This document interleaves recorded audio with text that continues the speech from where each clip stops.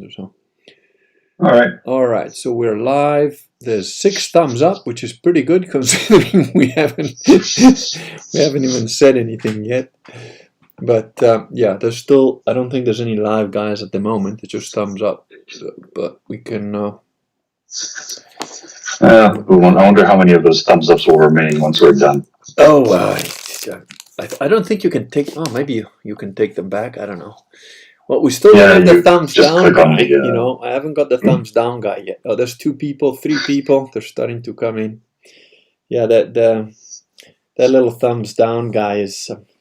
I actually get happy every time. Every time I see the little thumbs down, it's like I've achieved success again.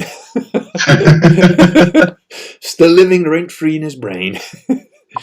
Okay, there's 11 people. Some people are starting to say hi. I don't know if you can see the chat or not.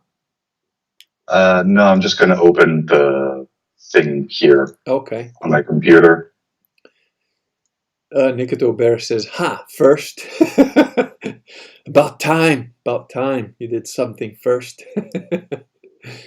Chad Hedgecock goes, "Yes, good start to a 3-day weekend." I guess he made it. It's 11, 12 people now. Scully, how are you, Scully? Good evening. Good evening to you, sir. I am ready with my lubricant of choice, which in this case is pink Moscato, which sounds quite gay, actually, to be honest. But there you go. And there's at least one viewer, and I don't really want to make fun of him, but he sent me some really odd emails.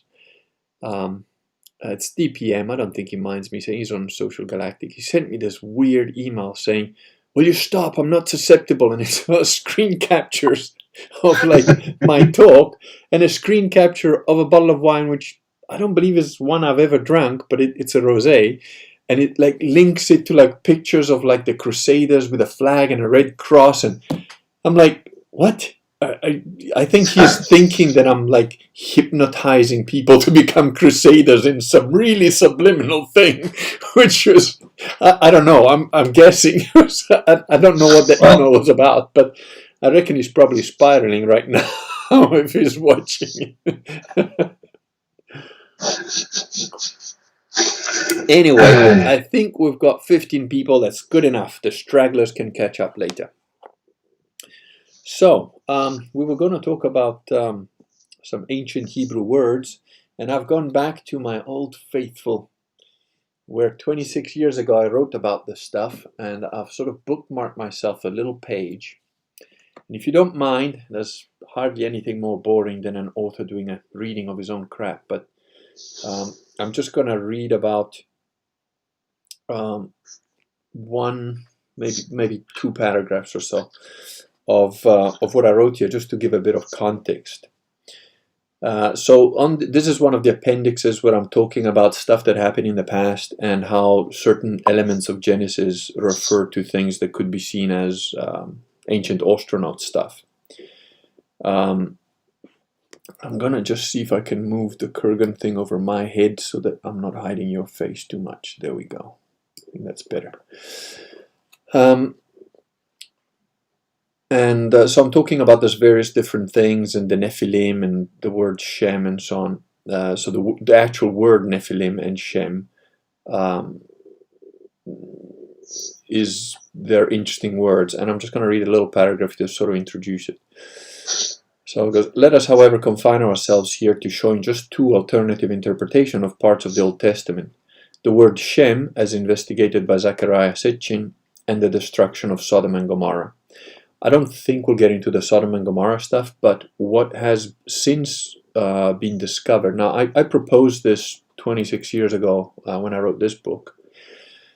But it has since been essentially proven by geologists, and there was a couple of programs done on Sodom and Gomorrah. I think it was part of a Bible series or something like that, where they basically showed that there was an asteroid impact that sort of hit that area where Sodom and Gomorrah was supposed to be, and there's pretty much nothing left.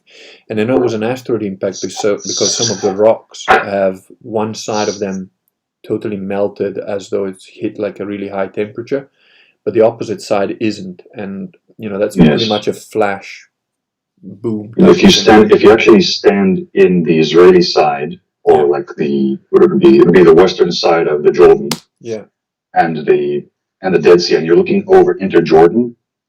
The cliffs on the other side are almost sheer. Almost. Okay. I mean, there's quite a bit of wear and tear. Yeah. But it does look like someone just took a cheese cutter wire and just cut down. Very interesting. And anyway, again, I'll just read this paragraph because it's sort of interesting. It gives it a bit of context. Sitchin, by the way, Zachariah Sitchin has been criticized as being a bit of a fraud, a bit of a fantastic fantasist and whatever, but my understanding is he's translated a lot of the old Babylonian tablets, and that's how he came up with these Anunnaki, which sounded really weird. These Anunnaki were supposed to live for thousands of years, and they were like gods, and I pretty much ignored that aspect of it and sort of thought after a while that Sitchin was probably gone off the deep end, until I saw a program by a South African guy, funnily enough. It's on YouTube somewhere, but I can't remember the name of it. About a 2-hour video of this guy going around to look at what they call these kraals, these circular formations made of specific types of rocks, which in South Africa there's plenty of them, and they sort of think of them as kraals. Kraals were like what the local people used to build, like a circular formation with some wood to keep the cows in at night so that they wouldn't get eaten by wolves and whatever, lions and what have you. But the thing is, this guy has counted these kraals, and there's people that have been counting how many of these things exist in the African plains for about, since the year 1800 or something. And there's hundreds of thousands of them. I mean, there's more of these things. Even the way he's worked it out is like, look, even if one guy only had like 5 cows, he would have had to have a population of like millions just to build these things. And we know that there wasn't that many people, and certainly there wasn't that many cows. So, like, what the hell's going on? We know that there weren't that many people. From what we know historically, supposedly, there wasn't. The other really interesting thing that he's done is he's gone inside these circular formations with like cell phones and magnetometers and all sorts of stuff. And there's definitely some weird stuff going on there. I mean, one of these places, which is one of the bigger ones, you can literally walk in 3 meters and you've got no cell phone reception, like 0 bars. You walk outside of it and you've got full bars. So it's kind of strange. And he reckons that there is something to the story of these Anunnaki, that basically used humans as genetically engineered monkeys to mine gold. That's what Sitchin says is described in the Babylonian tablets, and this guy sort of concurs. I don't know, it sounds really weird, but there is another strange connection to this whole Anunnaki Babylonian thing, which is the king lists of the Egyptians, because the king lists go from god, demigod, human, but this separation from god, demigod, humans is one continuous list, and Egyptologists basically randomly say, oh, the gods and the demigods bit, that's just myth. But from here on, whether humans, that's historical fact. But it's one list. Right. It's like you take this book and you say, well, up to this page, it's all mythology. And then after that, it's all factual. It's just nonsense. And the weird thing is that these kings, according to the king list, used to live thousands of years. So there's multiple points of shall we say, indicators that point to the same thing. Now, whether that's because they have a common history, whether that's because they've got common facts, whether that's common mythology, hard to tell. But anyway, to continue with the word Shem. So Sitchin points out that already over a century ago, G.M. Redslob published a study in which he correctly pointed out that the word Shem, that's S-H-E-M, but I'm assuming that in Hebrew that's just be S-H-M. It's actually just 2 letters, Shin and Mem. Ah, okay. That means that it's a very old word as well. Right. Stems from the same root as Shemaim. I hope I'm pronouncing these right. That's S-H-A-M-A-I-M, like S-H-A and sky. Yeah. He translates it as heaven, but yeah, heaven and sky. I know that being Italian, we have the same word essentially. So the root word, namely, is the word Shama, that which is high word, and that's spelled S-H-A. Over there. Yeah, S-H-A-M-A-H, according to the spelling. Hebrew, as most languages, even if it is only dimly recognized in newer ones such as English, has the characteristic of having meanings for names and words, meanings which are sometimes much deeper than those already implied by the word itself. A good example in English of this sort of hidden meaning is perhaps the word Wednesday. We all know that this, generally speaking, refers to the name of one of the weekdays, but not all of us realize that each name of the week, as well as of each month, has primitive roots indeed, and that those roots are well embedded in the worship of multiple gods. So, for example, the word, and then I carry on here, I'll read this a little bit just because it's interesting for some people. In the Romantic language, this is more evident, since the weekdays have names which are very close to the original ancient Roman or Greek names of the relevant gods. But one cannot at first easily see how the Italian mercoledì, which is in honor of the god associated with the planet Mercury, Mercurio in Italian, has anything to do with the English Wednesday.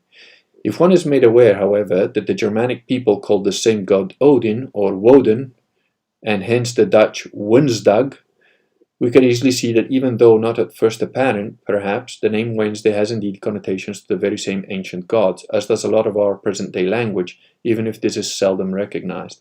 And this is a dying art because, most people don't even bother reading books now. Now, I believe that Hebrew has got like a few more levels and layers of that sort of thing in its etymology. So I shall now shut up and let you take over about the word Shem and educate me and everyone else here.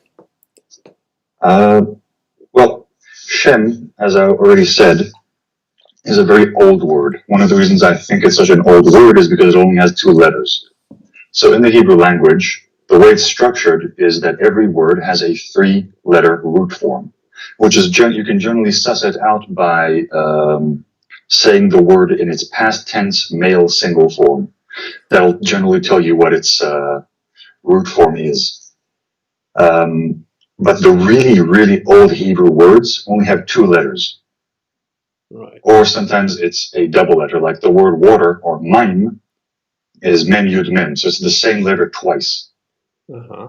So it's still a 2-letter root form. Yeah.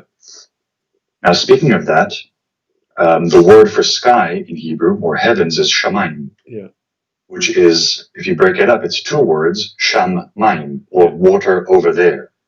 And it's actually hooking back into the creation myth, yes, where God separates the water above and below. Right. Yeah. There is a water that's taken away from the earth. Yeah.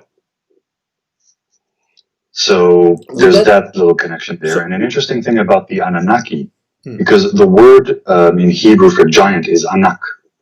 Now, yes. Now the interesting thing is that in the Bible, in ancient Hebrew, the word anak is not used to denote giantism or to denote that something is big. Yeah. If something is big, it's simply said that it's big or of measure. Right. So anak is not a description; it's a proper name. Oh, that's very interesting. I didn't know that at all. That actually ties in perfectly with what I was saying 20 years ago. More. And another thing is also the word Nephil, or Nephilim, yes, which in Hebrew is Nephilim, which means fallen in general. It's taken from the root of falling. But what's really interesting is that the word Nephil, because of its structure, you can understand the exact meaning of a word in Hebrew due to its structure.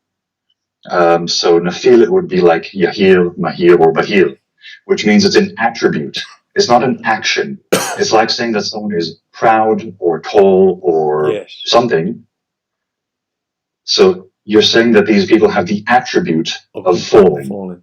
That is actually, I do talk about the Nephilim as a word as well in there, obviously not to this level of depth, which is very interesting because when I did, I am really sorry I do not have that book anymore. I think it's with my dad or whatever, but I had a really what I think was probably one of the better translations of the Hebrew Torah in English. And I know there are different, I've got 2 or 3 versions here, but I never managed to find one that was as accurate as that one. Now, the very interesting thing is that at that time I was working with a guy that was relatively Orthodox Jewish and very much of a zealot, to the point where he'd get into fights with people if they, made any weird comments or whatever. And I discussed this with him. He was getting a bit altered about it, and I was like, dude, just chill. That's what the root word says, and that's what your book says about it. And he was like, no, that's not the best translation. And I found it really odd, because I found other Orthodox Jews since that, and I can't remember. I think it's something with an S. I can't remember. I'm terrible at remembering names, and this is over 20 years ago. I do believe I still have that book at my dad's place, but I'm not sure. Anyway, and that translation was somewhat vilified by Orthodox Jews when talking to Goyim like myself. But among themselves, they seem to say that that was the best translation.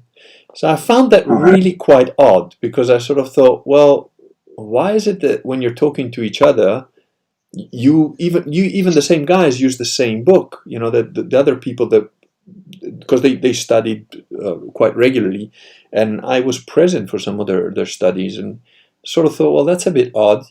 So you're telling me that that's a crappy translation, but that's the very same one that you use, and when you didn't realize I was listening to what you were saying.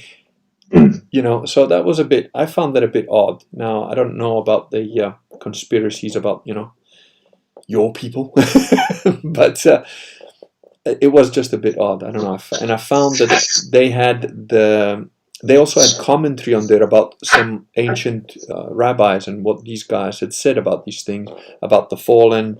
And one of the commentaries of the rabbis specifically said that yes, the angels, the fallen angels, had mixed with the human females and created the Titans. So I was just wondering what your take on that, if that gets discussed at all in.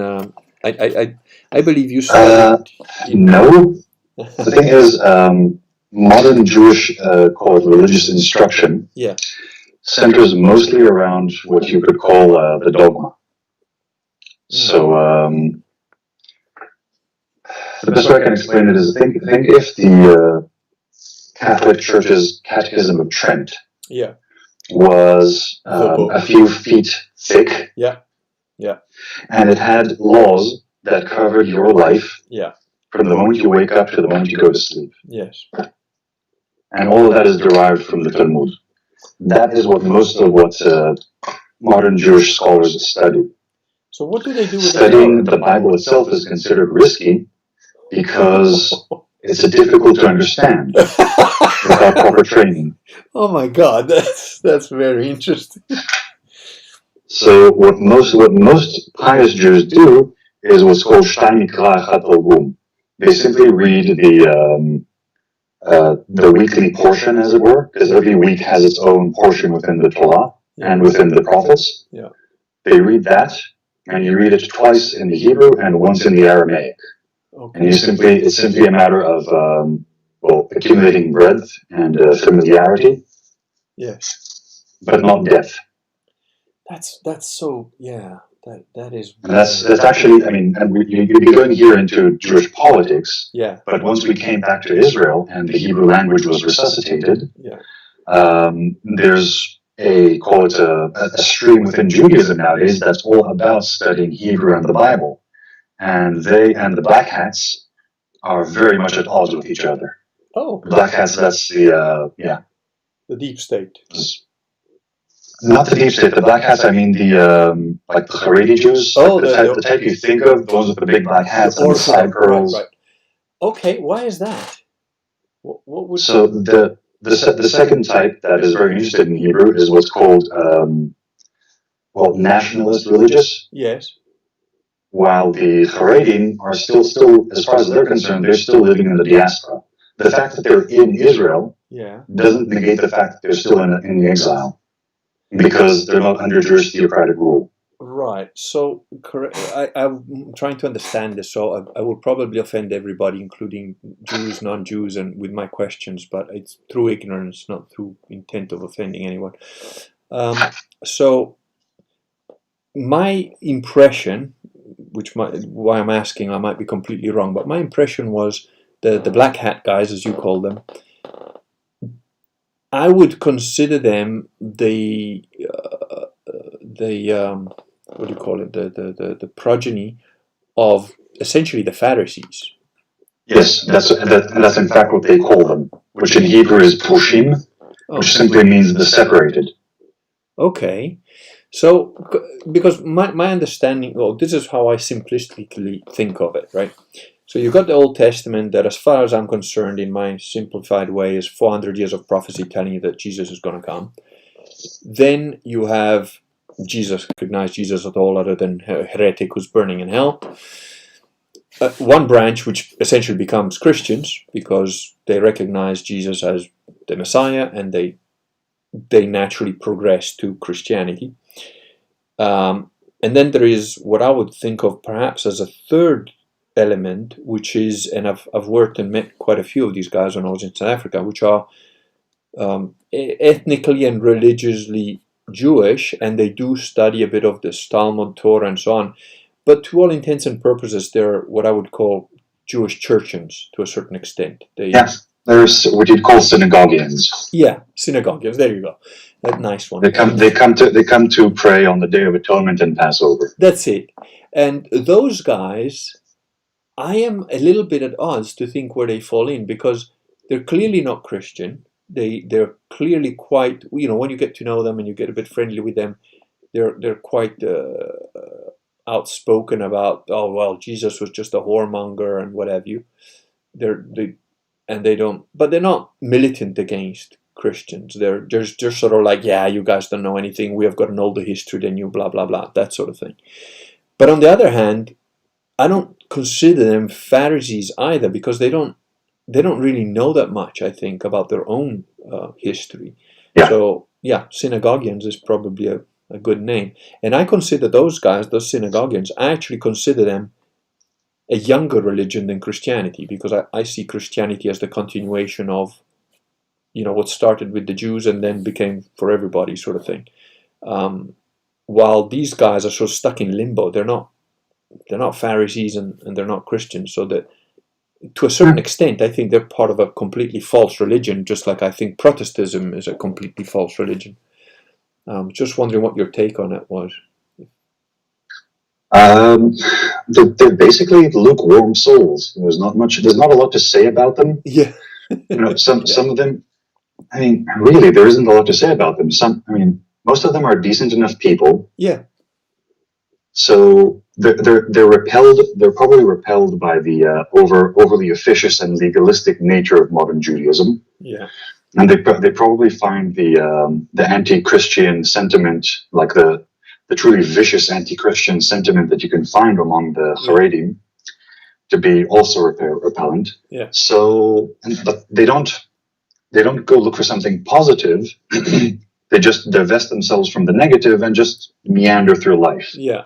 Yeah, well, that's most churchians in every denomination. I think that's getting back to the original Hebrew words. I've got somewhere an Aramaic Bible, which a lot of my so-called Protestant friends on Facebook and whatever, they laugh and say, "Oh, there's no such thing as the Aramaic Bible," and I'm like, "Why are you such a?" All right, is it time for a history lesson? Yeah. I think it is. All right, so take over, please, please. Let me remind all the people here that after the first temple was destroyed, all of the Jews who were there, all of Israel, at least, the remnant, because 10 of the tribes were already exiled beforehand by Sancheriv, and they were dispersed among the empire and disappeared. So the two remaining tribes, which are Judah and Levi, which means the tribe of kings and the tribe of priests, and remnants from all the other tribes. That's basically what was left. All of that was exiled to Babel. Yeah. The place that speaks Aramaic. Right. Okay, and they remained there for 70 years until, I'm not sure how to say it in English, but Daryavish brings forth his proclamation and allows the Jews to return to Israel and rebuild the temple. Okay. So, what's the scribe's name? I forget the scribe's name, but I believe he's a priest. Yeah. And a prophet, and he leads the Jews back to Jerusalem. And here's the thing: only the the common man, like the artisans, the blue collar workers, are the only ones who decide to return to Jerusalem. Okay. All the intelligentsia, most of the priesthood, and most of the kingly tribe stay in Babel. Yeah.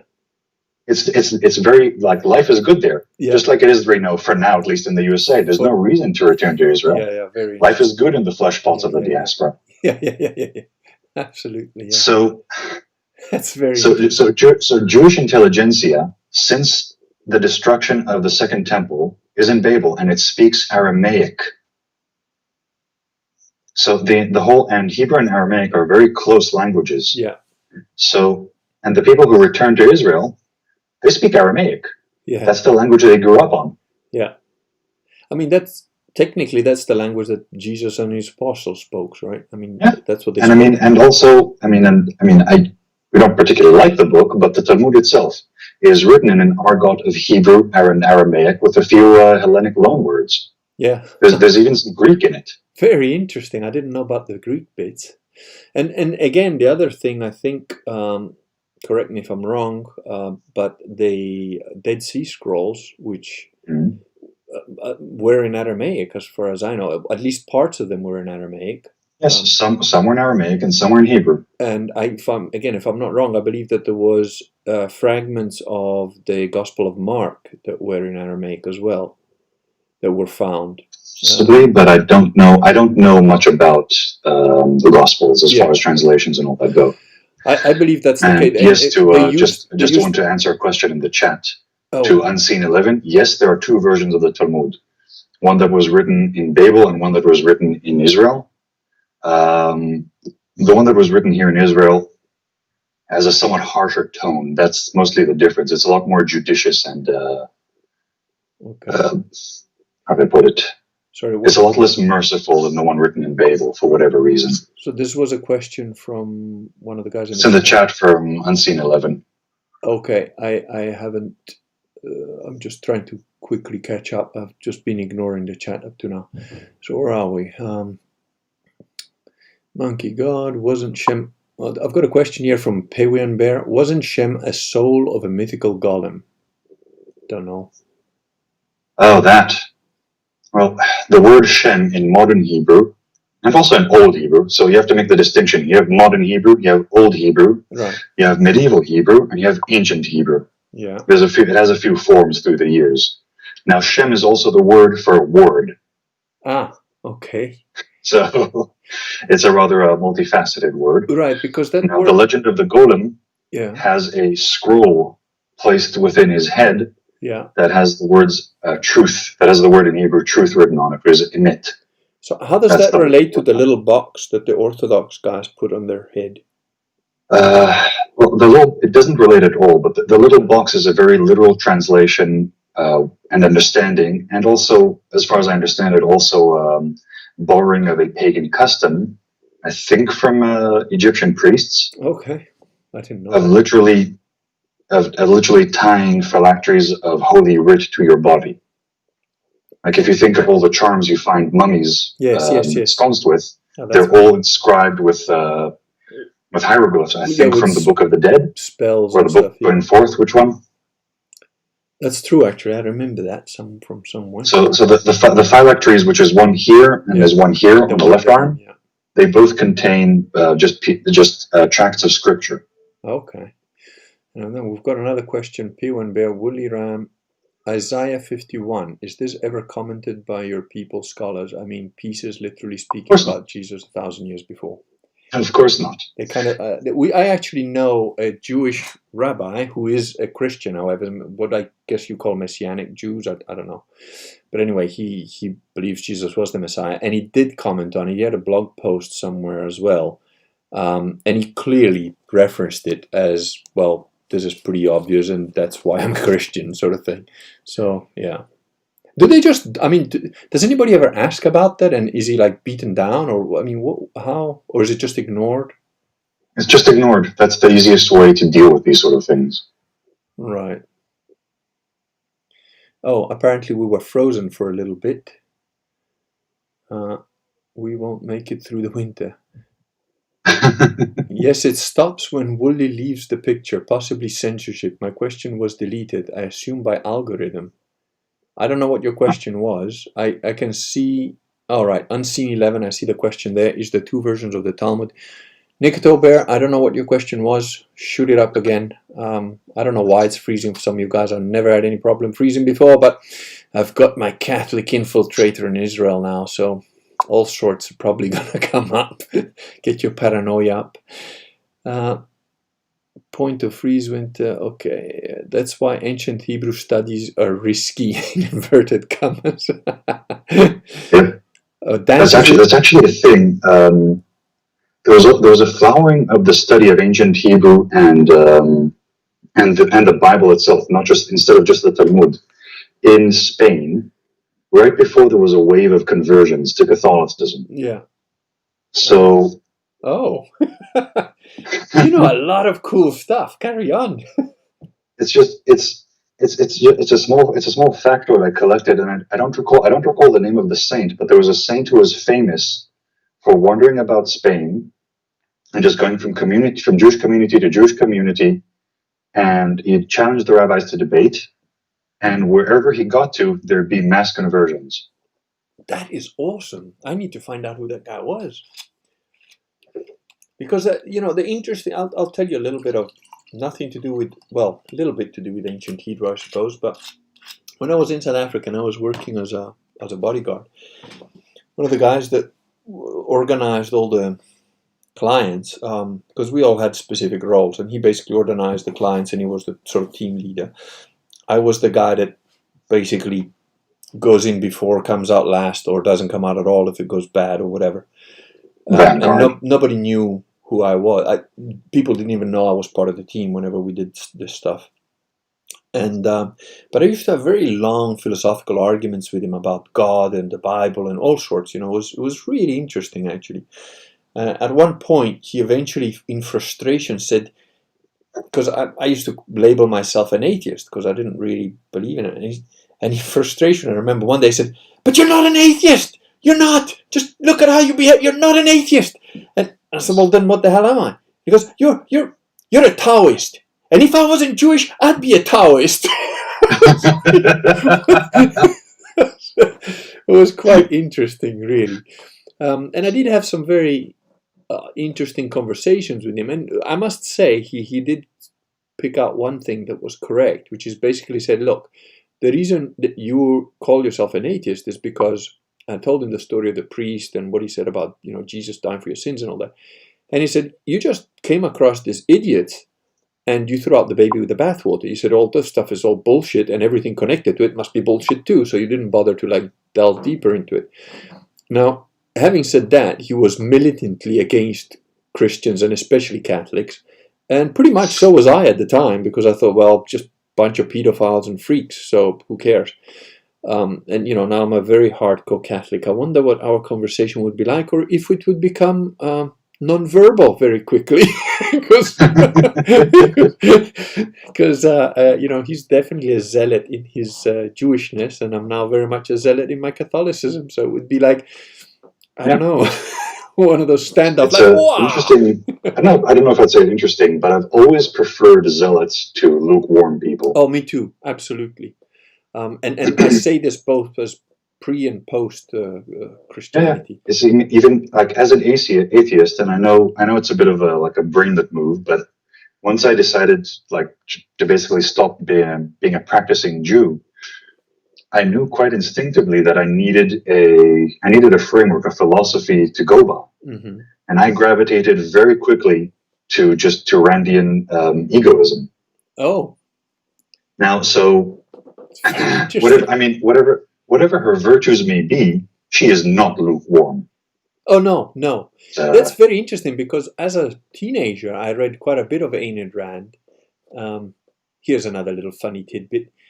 An architect guy that we knew back in Botswana, who fancied himself a very intelligent man, Liverpudlian. So I think anybody that knows people from Liverpool knows what I'm about to say. They're all scum. But anyway, so I'd read, amongst one of our other books, I read The Fountainhead, which was considered a classic of architecture and so on and so forth. And it was my practice back then to make notes in whatever book I wrote, agree, disagree, make comments, so I commented throughout the book.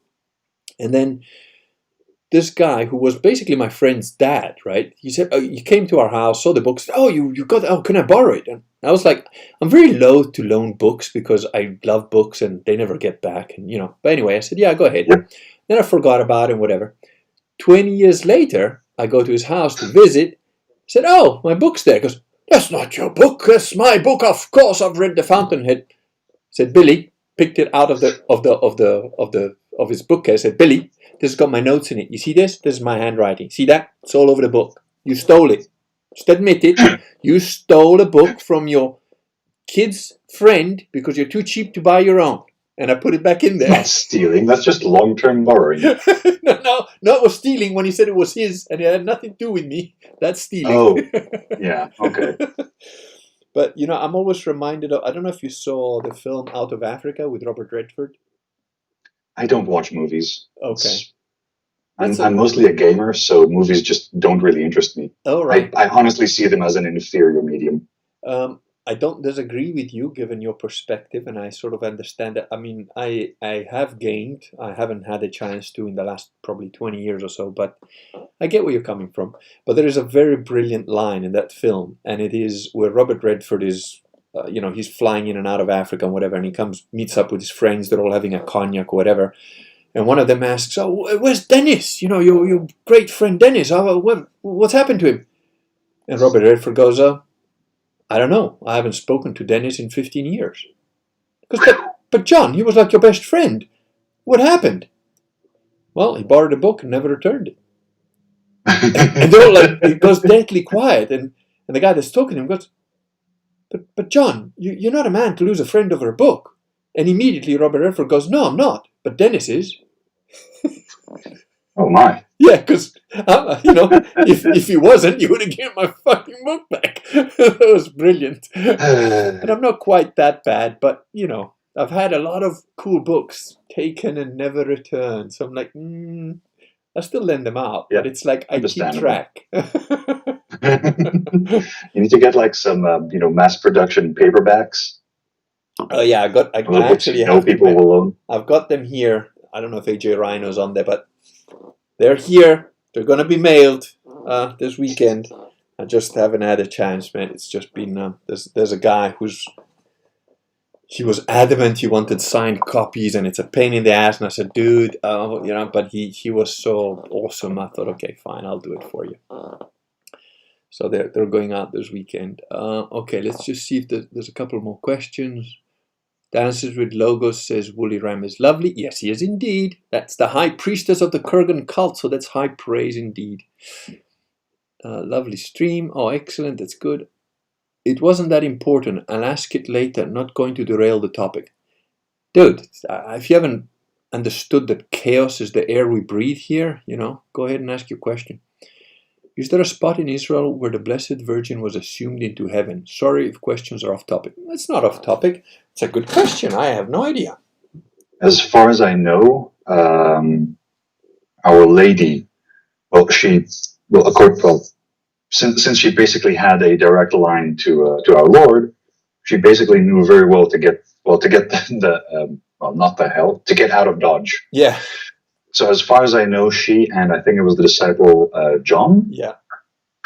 They both left to what's now called Turkey. Oh.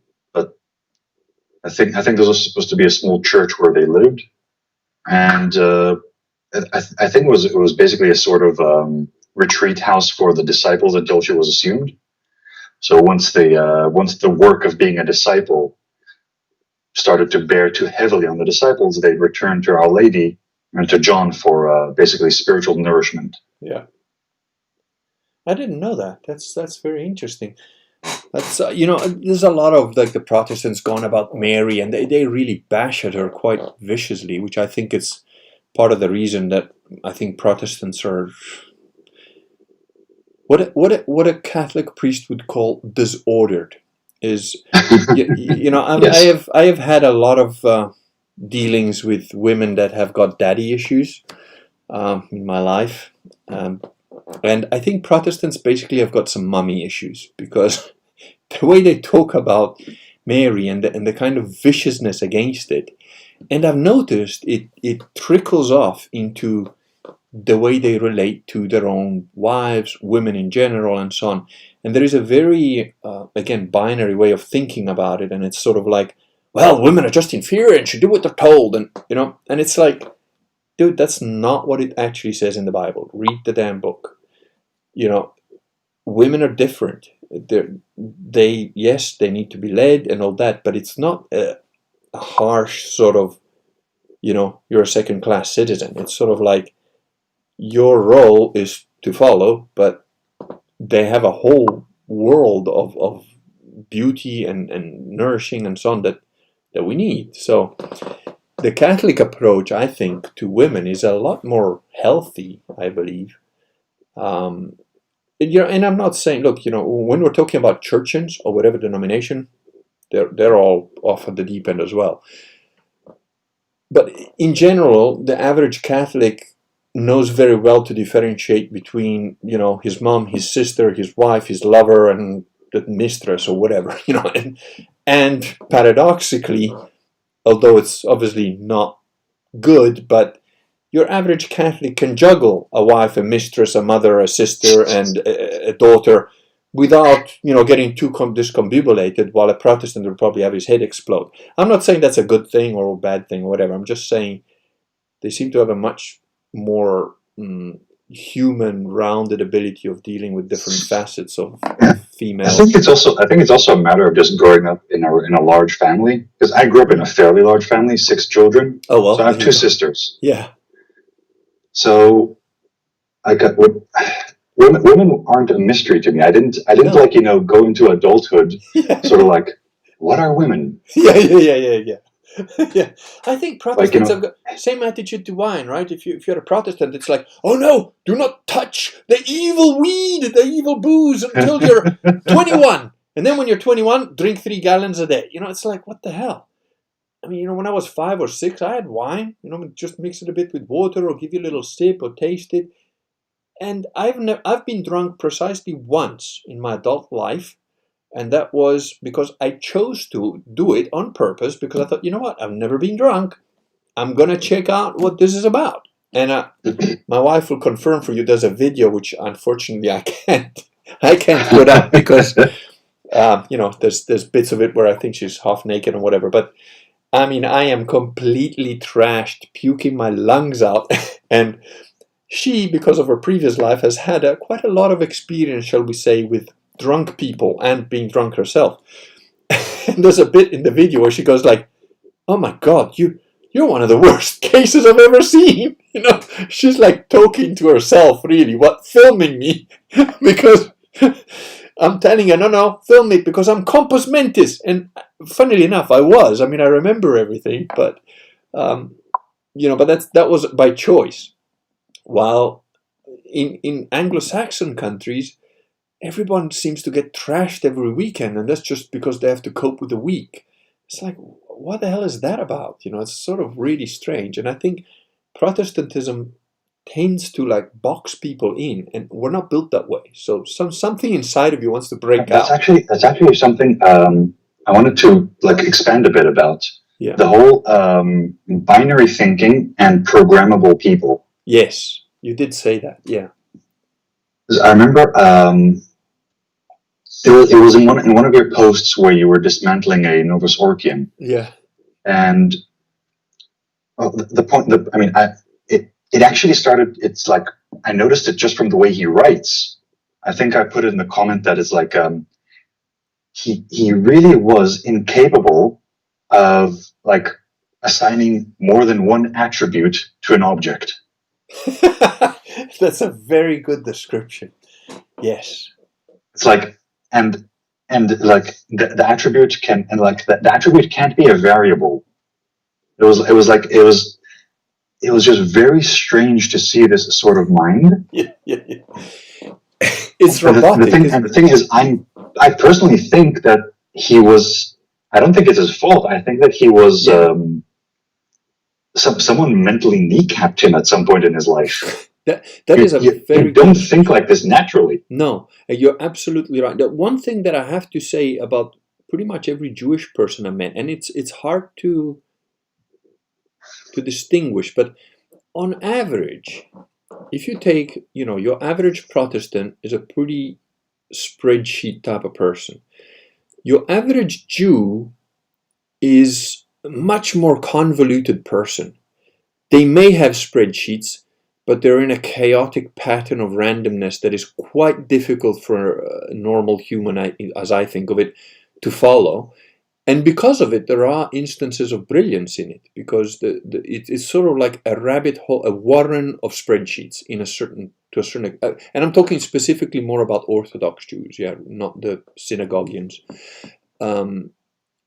They have very strict sort of regulations and rules and whatever, but they sort of all sit on top of each other in such a weird, meshy pattern that they will often come up with from my perspective, quite a creative or strange or lateral thinking type of idea. Protestants, very often, if they have any creative elements, they tend to be limited to one aspect, like maybe music or maybe writing, or they'll tend to be focused in one field more than. While your average, if I want to say observant, shall we say, proper Catholic, from the old days, they can be relatively unidirectionally, like they can be a musician, they could be a writer, but invariably they have multiple skills. They have, they might not all be at the same level, and they're able to talk, again, generally, unless they're a very uneducated person or, limited by being a peasant that farmed his land all his life, and he might not know about whatever, Dante or, writing or whatever. But you ask that guy anything about the season or cows or fields, and he'll be like an encyclopedia, I found that the Protestants, as a general rule, tend to be much more, I don't know how you say it in English, oriented, like sort of channeled, maybe, into like more of a specific. Okay, I see what you mean. Like even for example, if you take like what they call in English O levels and A levels, and in Italy we've got what you call maturity and like just before university. It's and you do get a selection, so you could go to pre-university school in Italy that's to do with the arts, or you could go for the sciences, and there is. You're doing mostly science if you're in the science one, you're doing mostly art or history of art or that sort of thing if you're in the artist one. But there's no way that you can get to just before university and not know what the capital of China is, and not have taken history, geography, maths, You've got all the subjects. You can't avoid taking all the subjects. Well, in the English system, you could do 3 O levels on English literature, English composition, and geography. And you could basically be innumerate, like you barely can add 2 and 2 together. And I found that is a very much a more like a specialization. I think that's what I'm trying to say, which tends to lead you to be programmable in essence. There's it's part of a larger trend I'm seeing, and this goes way beyond religion and anything. It's I suppose the prototypical aspect of it, I'm seeing it actually in what I call corporate behavior. Yes, where you can see that corporations are looking for, they're looking for the one widget material from which they can make everything. Yeah. So in the United States, they're trying to use corn and corn and soybeans as like the material from which to make everything. Jesus. Yeah. I know it sounds weird. But it's like, because the way they think is so limited, so blinkered, that they want one or two controllable sources from which to derive everything. Now, if you take that sort of mindset and then you apply it to education, or you apply it to theology, which is of course a complete inversion of how it should be. Yes. I mean, there's the old saw, that politics is downstream from culture, and culture is downstream from the cult, and the cult is downstream from theology. Like, theology is supposed to be where the whole the whole like stream starts. And you're absolutely right that it's inverted. Yeah. And it's also something I've noticed with a friend of mine. He's basically, I don't know how you put it. He's basically like an old style leftist. Yeah. like before the SJW madness. Yes, yes. So he's highly educated, highly literate. He's probably better educated, more literate than I am. Yeah. Because I mean, I've never set foot in a university. Yeah. Well, me neither. But I do think I'm smarter than him. Yeah. If you just mean raw mental power. Yes. But the point is that he interprets everything through a political lens. Like he's reading the Bible. Jeez, how can you live like and that? he sees politics in the commandments. Oh my God, it's just that. He looks at the structure of the Catholic Church, and again he sees only politics.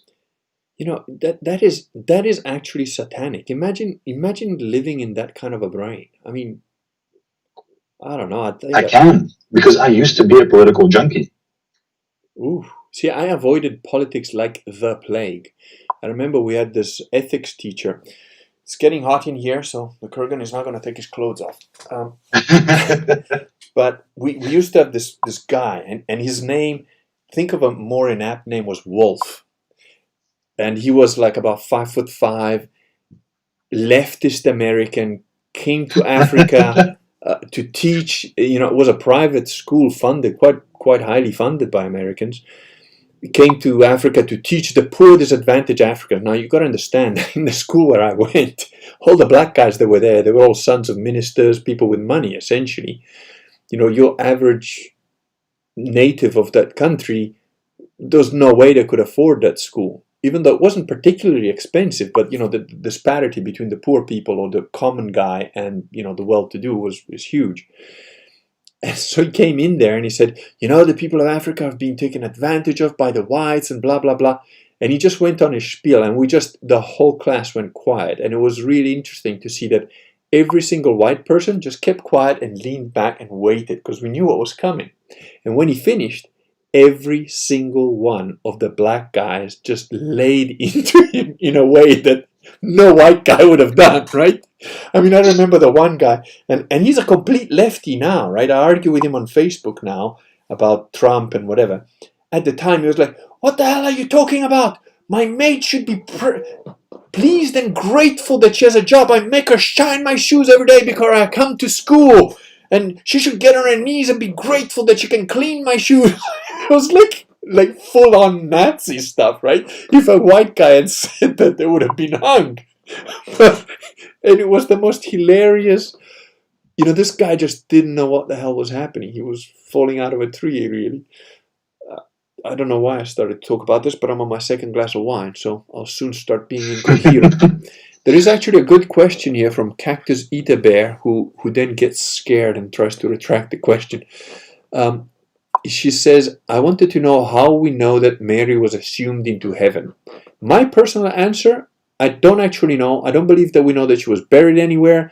I don't care. I don't think it's a huge thing. And I think it's dogmatic, like the Trinity. It's dogmatic stuff, and I'm okay with it. Fine. Mary was a virgin, dogmatic. I don't care. It's fine. To me, it makes no difference one way or the other.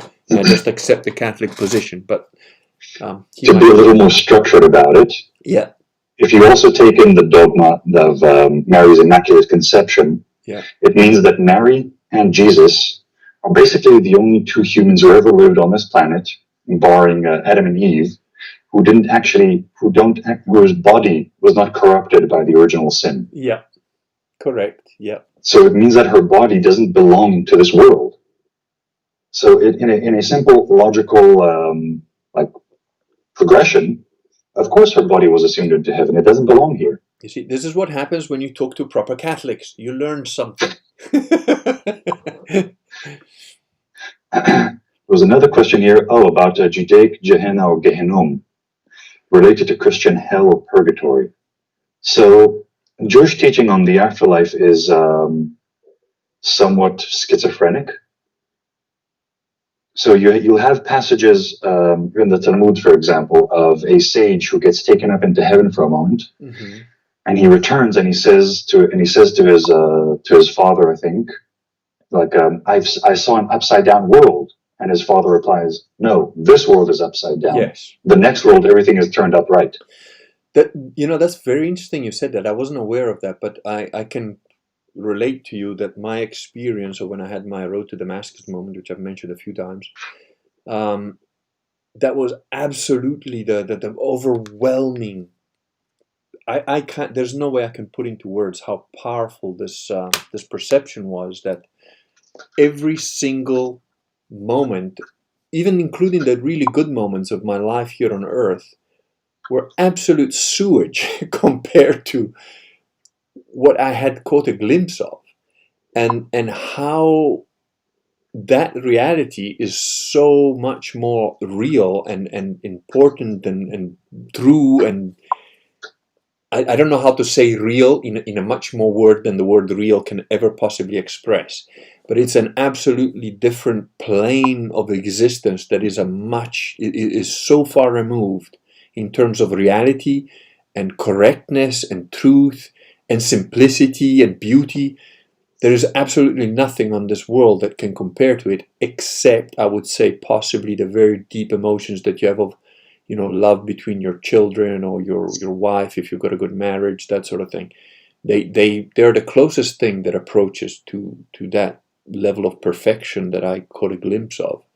And I would absolutely agree with you 100% that every single thing in the human world, in the world so-called, is almost designed to push you away from that truth. It's by design, it's corrupt to its core. I remember I could not listen to a piece of classical music with no words, because it was too corrupt for my. It was like, no, this is not clean enough.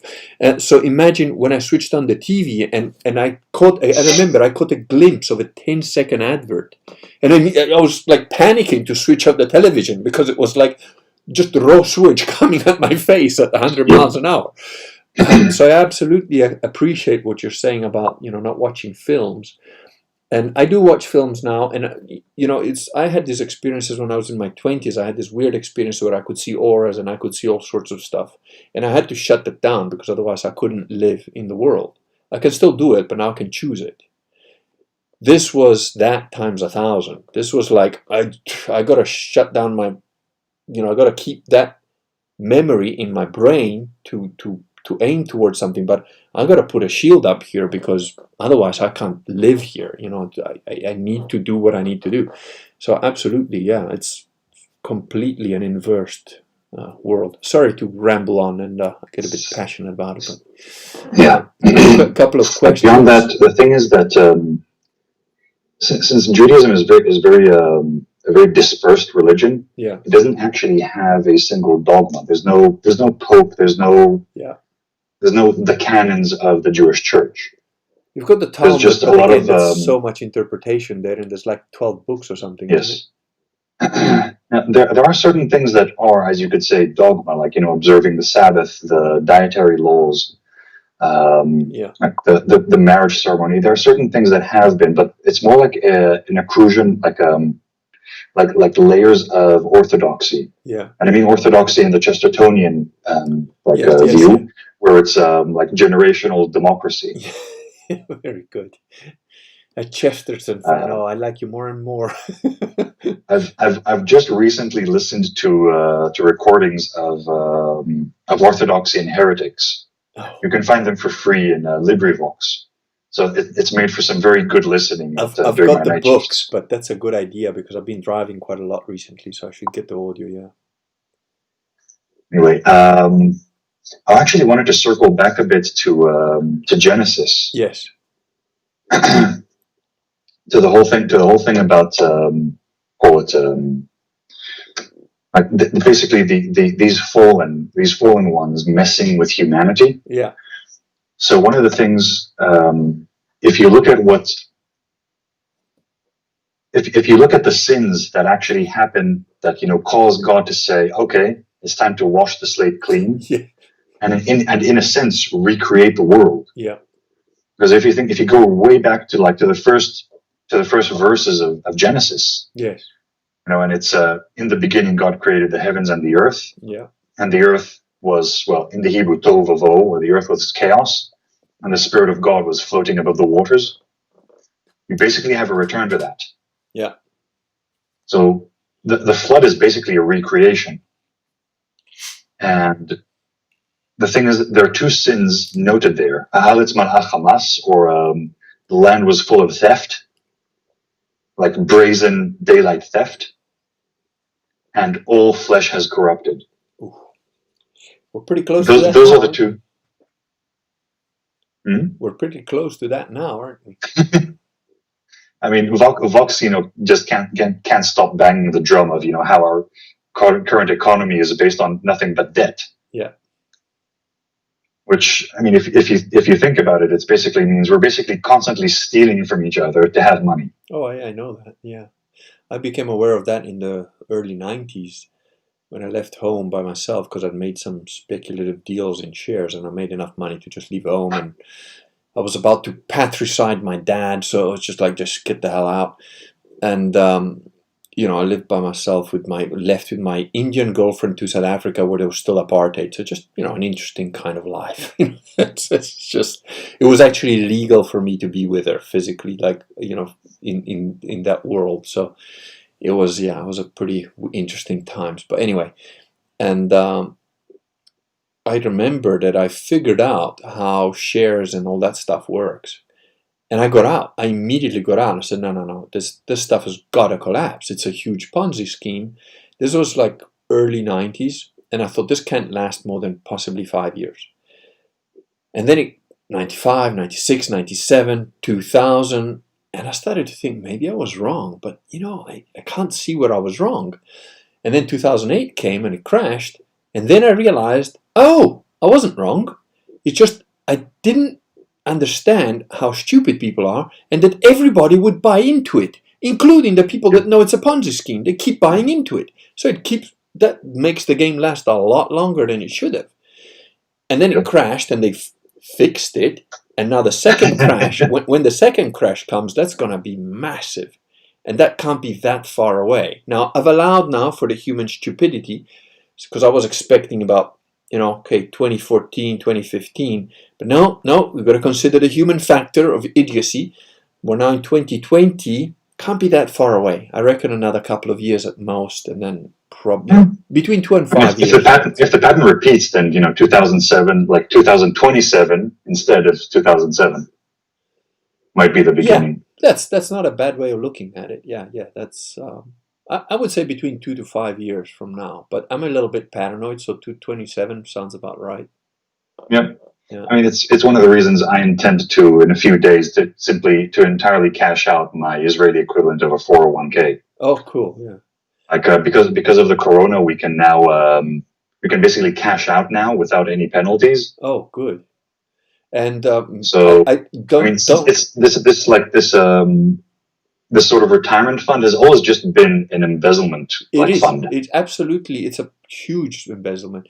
Don't answer any questions you don't want to answer, especially about anything personal or whatever. But if I can ask, and feel free to tell me to bugger off, none of my business. Are you planning to maybe, move or go to somewhere where there's a bit of land? Because I don't know. I've never been to Israel, but it's a pretty small country surrounded by a lot of people that want to kill you, I think.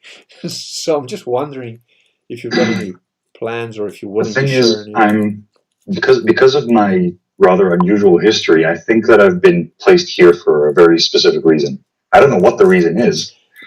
Maybe the reason man in Israel. Maybe the reason is simply for there to be at least one true Catholic in Israel. That's awesome. To give a sort of abbreviated history of my family, my mother is actually German. I don't mean German as in Ashkenazi. I mean German as in a Teutonic woman. Yes. Okay? She's 1.82 meters tall, blue eyes, curly golden hair, German. That is brilliant. Now, at age 19, she immigrated to the USA. She goes to California. She practices there as a nurse. And that's where I'm born.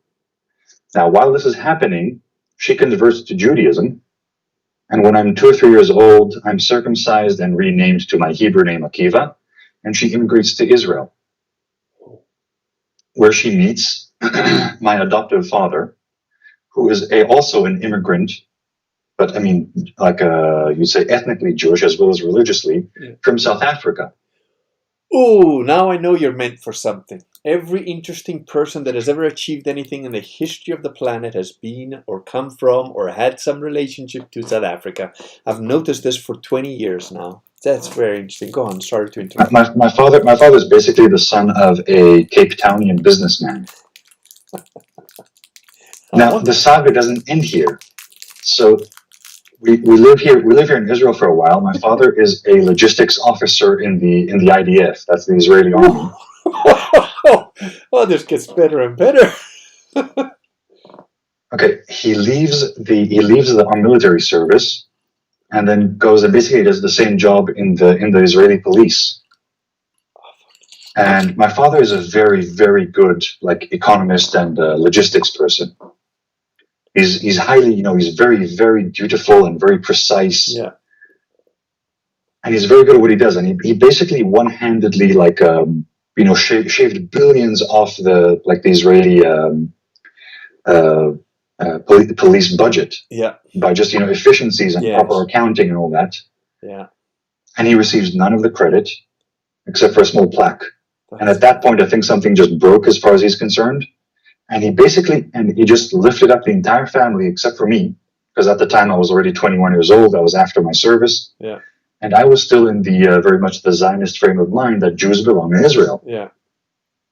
So my father takes all of my mother and all of my siblings and moves to Australia. I don't know that that's a very good move. I think Australia is the most cucked country on the planet right now. It is very cucked, but it's very comfortable to live there. And it's where my grandparents moved to, once the troubles in South Africa started. Yeah. Okay. They left South Africa and went to Australia. Well, hopefully they're not in a huge city, because that's where the worst of it is. But if they're out in the outback... They are. They're in Sydney. Oh. Well, I hope he buys a piece of land in the interior somewhere. But the thing is that circumstances have... it's not circumstances. It's very obviously Providence. Providence has in some very strange ways placed me in Israel. This is awesome, man. Think of this. I could have grown as the child of a single mother in California. Yeah. In this day and age. Yeah. But that didn't happen. I grew up in a very conservative, family-oriented milieu in a country that's 10, 15 years behind the degeneracy curve. Yeah. We're like a decade behind the USA when it comes to degeneracy. Well, at least I would put you closer to 20 years behind, but yeah, maybe you're right. You live there, I don't, so yeah. So the way I know that it would be a lot easier for me to live, in America. Yeah. And I can do it. I actually have an American citizenship. Yeah, you're right. Because I was born there to a naturalized citizen. Mind you, I don't know. If you gave me a free ticket to go and live in America right now, I don't know if I'd take it, to be honest. Go live in the middle of nowhere, Wisconsin. Yeah, well, I wouldn't pick Wisconsin. I would pick somewhere in the redneck Appalachian Mountains, or some little town in Alabama, buttfuck middle of nowhere, whatever. Yeah, and get nice 50 calibers and a nice little tall house. Then maybe. But and teach your children how to operate a mortar cannon. Yeah, there you go.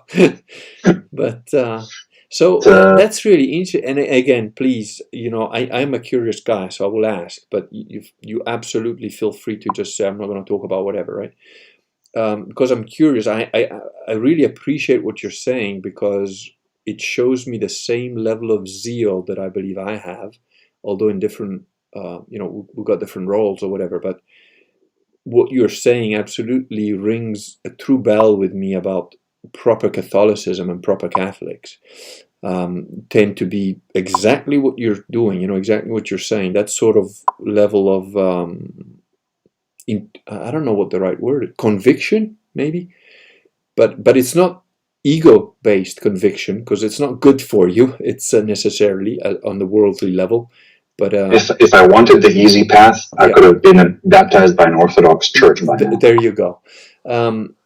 So it's really interesting to me. But and I'm just wondering whether you have family, kids, and so on, because I do, and I'm called to that sort of stuff. And my only concern really is for them to a certain extent.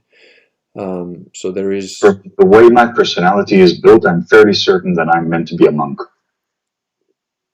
That's very interesting, because that is actually starting to make a lot of sense. You do know that the Benedictine monks essentially saved Western civilization, because in around the year 400, Christianity was absolutely, that was the real Dark Ages. There was all sorts of fake popes. There was like Gnostics all over. Also the height of the Arian heresy? Yeah, it was. And by the way, the Arian heresy resulted in 97% of the bishops being heretics. There was only like 3% of them, roughly, between 1 and 3% left. They were actually... Sounds familiar, doesn't it? Indeed. And what did Saint Benedict do? He went off into the mountains and said, yep, we're just going to bugger off from the rest of the world and we're going to build monasteries. And everybody just thought, this guy is completely insane. I mean, the world's falling apart and he's just retreating into the forest and he's going to build a monastery where there's nothing but rocks and dirt. Sure enough, his monasteries not only succeeded, but became the mainstay of Western civilization. And if you read the book by Rodney Stark called How the West Won, he gives a very brief overview of how they did that from because they became self-sufficient very quickly. There are a bunch of men that are working together. He mentioned it. He mentions it very like in passing. He mentions it in Bearing False Witness. He does mention it a bit more in How the West Won, but I think there's whole books that could be written about that. And Professor Rachel Fulton Brown mentions it in passing as well in one of her unauthorized TV things. It seems to be almost like an accepted fact for actual medievalists. It is an accepted fact. It's like something so obvious they don't even like linger on it. No, at all, because and they're right not to, because it absolutely changed the economy of the whole West. These guys became self-sufficient so quickly, and they started to produce. So that's why they were getting raided by the Vikings, because monasteries didn't have armies to defend them or whatever. And they kept getting raided so often that eventually the kings of the land, while Western civilization was starting to rebuild, these Vikings kept coming. And eventually the kings of France and Italy, whatever, they just said, listen, guys, stop fucking raiding us. We'll give you the land. We'll give you the land, but you look after the monks, you look after the monasteries, and stop raiding them. We'll just give it to you. And they sort of said, yeah, that's a pretty good deal. And then slowly, by living next to the monks, they became Christians. And I know I got some of those guys' blood in me, because they were all huge, blonde, blue-eyed barbarians. And they became, like zealots, they were pirates, and then they became Christians. And they're like, well, we've got to do the Catholic pirate thing now. So they went off to the Crusades. What else are they going to do? So they're the guys that walked all the way to Jerusalem. And if you read the Crusades of Iron Men and Saints, it describes some of these guys. And there is one particular that I read in both the Crusades, and I read it in Rodney Stark, and I read it in 2 or 3 different places from different sources, so it must be true. That one of the, I forget which, I don't know if it was at Antioch, or one of the parleys between the Muslims and the Christians and the Crusaders, they spoke under a white flag. And as Christians, they wouldn't. The Muslims often ignored the white flag and killed everybody, but the Christians wouldn't do that. They would respect the white flag. And then when they met up, one of the Muslims was so arrogant and so rude and whatever that one of the Crusaders that were there lost his temper, and because he couldn't harm any of the Muslims, he punched the Muslim's horse with a mailed fist and killed his horse with one blow to the head. Now, those were not small horses. So to punch a horse dead, these guys were huge. They were massive people. And there I have quite a bit of German blood in me. I'm 196. I'm like 120 kilos, or I can probably lose about 10 of those. Yeah. Well, there you go. You're more like Rasputin type monk in size. I mean, not in nature. So there you go. That's good. The thing is that as far as temperament goes, it's like one of my earliest memories is I want to be left alone. Yeah. That's my temperament. That's a very good. I want to be alone. I read a brilliant book that was called Messages from Michael, which is a bit probably heretic and a bit whatever. These people were getting messages from what they said was Michael, the supposed archangel. The Archangel Michael. who knows? But what I did find... The prince of God's armies. Yeah, and they talk about little souls joining together and becoming a bigger soul, and there's a whole bunch of rubbish in there. But they talk about ages of souls and how over time the souls get reincarnated and become older souls, younger souls. The thing is, I'm pretty skeptical about everything, but if the model works, I use it until I find a better model. And they've got basically 3 pairs of souls that are like kings and warriors. So warriors are like the lower version of kings. Then there's like priests and I think it's called artisans. And then there is, priests and, basically like conmen. I don't remember the name or it. And then there's, I think it's like these conmen guys and artisans, and then there's priests and slaves. What they call slaves are like serfs. That's like 80% of the population. And then there's one group of people by themselves that are scholars. And I think that probably if I use it just as a descriptive term, I think that probably works. And I have noticed that there are definite... It does seem to work. As a model, it does seem to work. There are definitely people that are of a warrior class. Warriors and priests, they say, are about 20% of the population. And basically they're saying the priests inspire the warrior, the priests and the priests start what the warriors have to finish. Exactly that, And it is, it's the conmen, and I forget what their proper name is, but the conmen start the war. Conmen and the kings are kind of good guys. But just because of and there's very few of them, but because of their nature, kings and conmen start wars, and priests and warriors end up having to do the dealing with the aftermath. That's it. Or dealing with the mess, as it were. Yeah, and the slaves and serfs are the poor innocents that get mowed down throughout the whole process, And but the interesting thing is that people of my caste, if you call, and I saw this long before I read the book, but basically the people that are like me can be quite unpleasant human beings until they get to a certain level of evolution, because they can be quite violent and aggressive and what have you.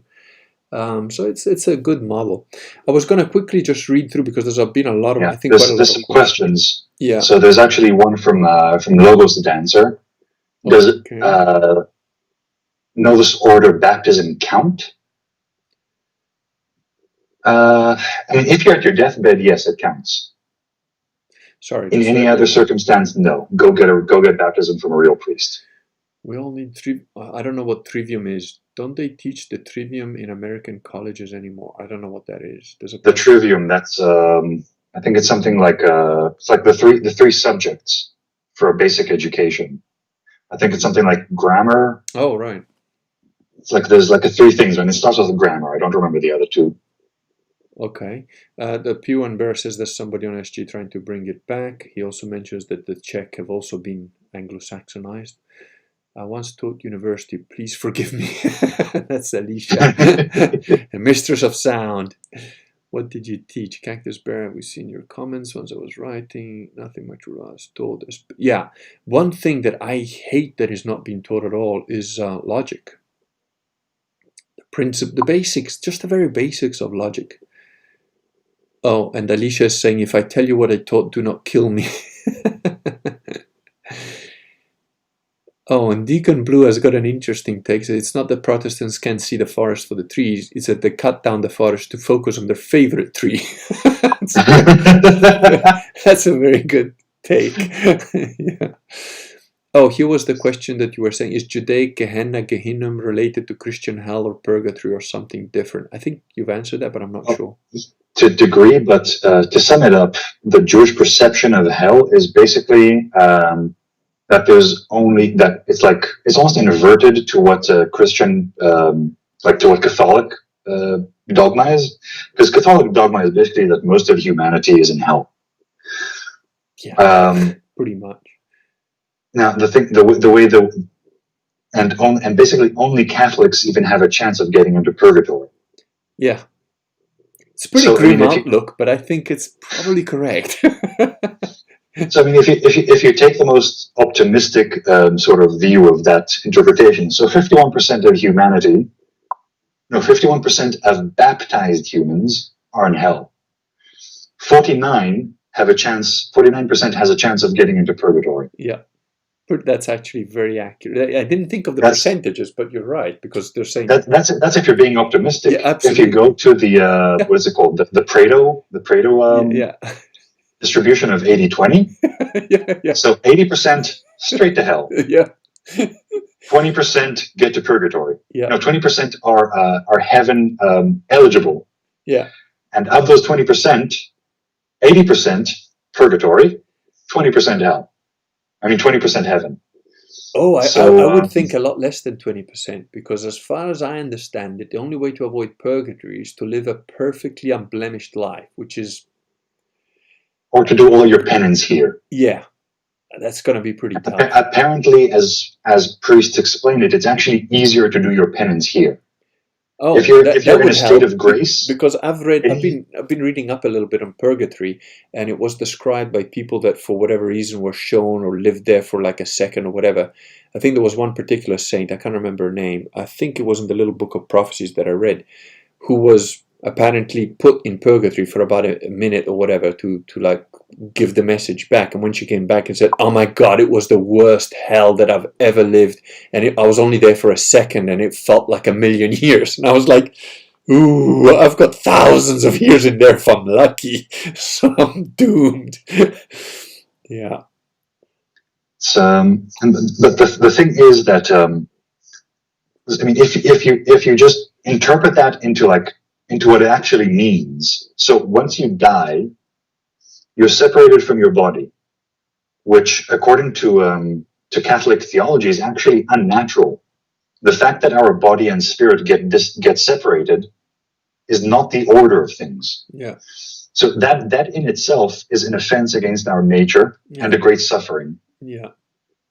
That's actually part of purgatory, as far as I understand it. That separation. Yeah. Yeah, because you're a disembodied spirit, really. It's quite grim, really, if you think about it that way. Yes, you're not your full self. Yeah.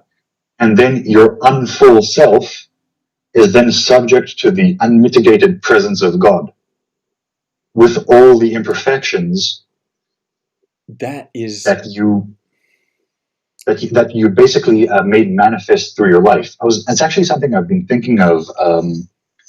Call it about time and basically predestination and choice. Yes.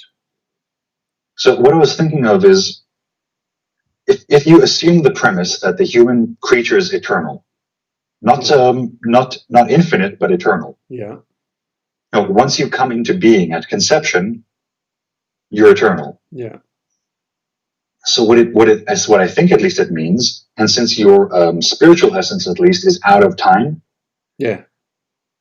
So what I'm thinking is that the way you behave here, yes, like in this life, yeah, depending on how you interpret predestination, is either establishing your eternal nature or revealing it. Yes, I would absolutely agree with that. Yeah. Yeah, that sounds perfect. I don't know that if looking at things outside of time, if there's an actual difference between establishing or revealing a fact of your eternal nature. No, but I understood your point the way you meant it, I think, because that makes perfect sense to me. That you're absolutely, in some way you're revealing, and in some way you're establishing. I think both, and I think because we have free will, I don't think that's set in stone like the Calvinists believe.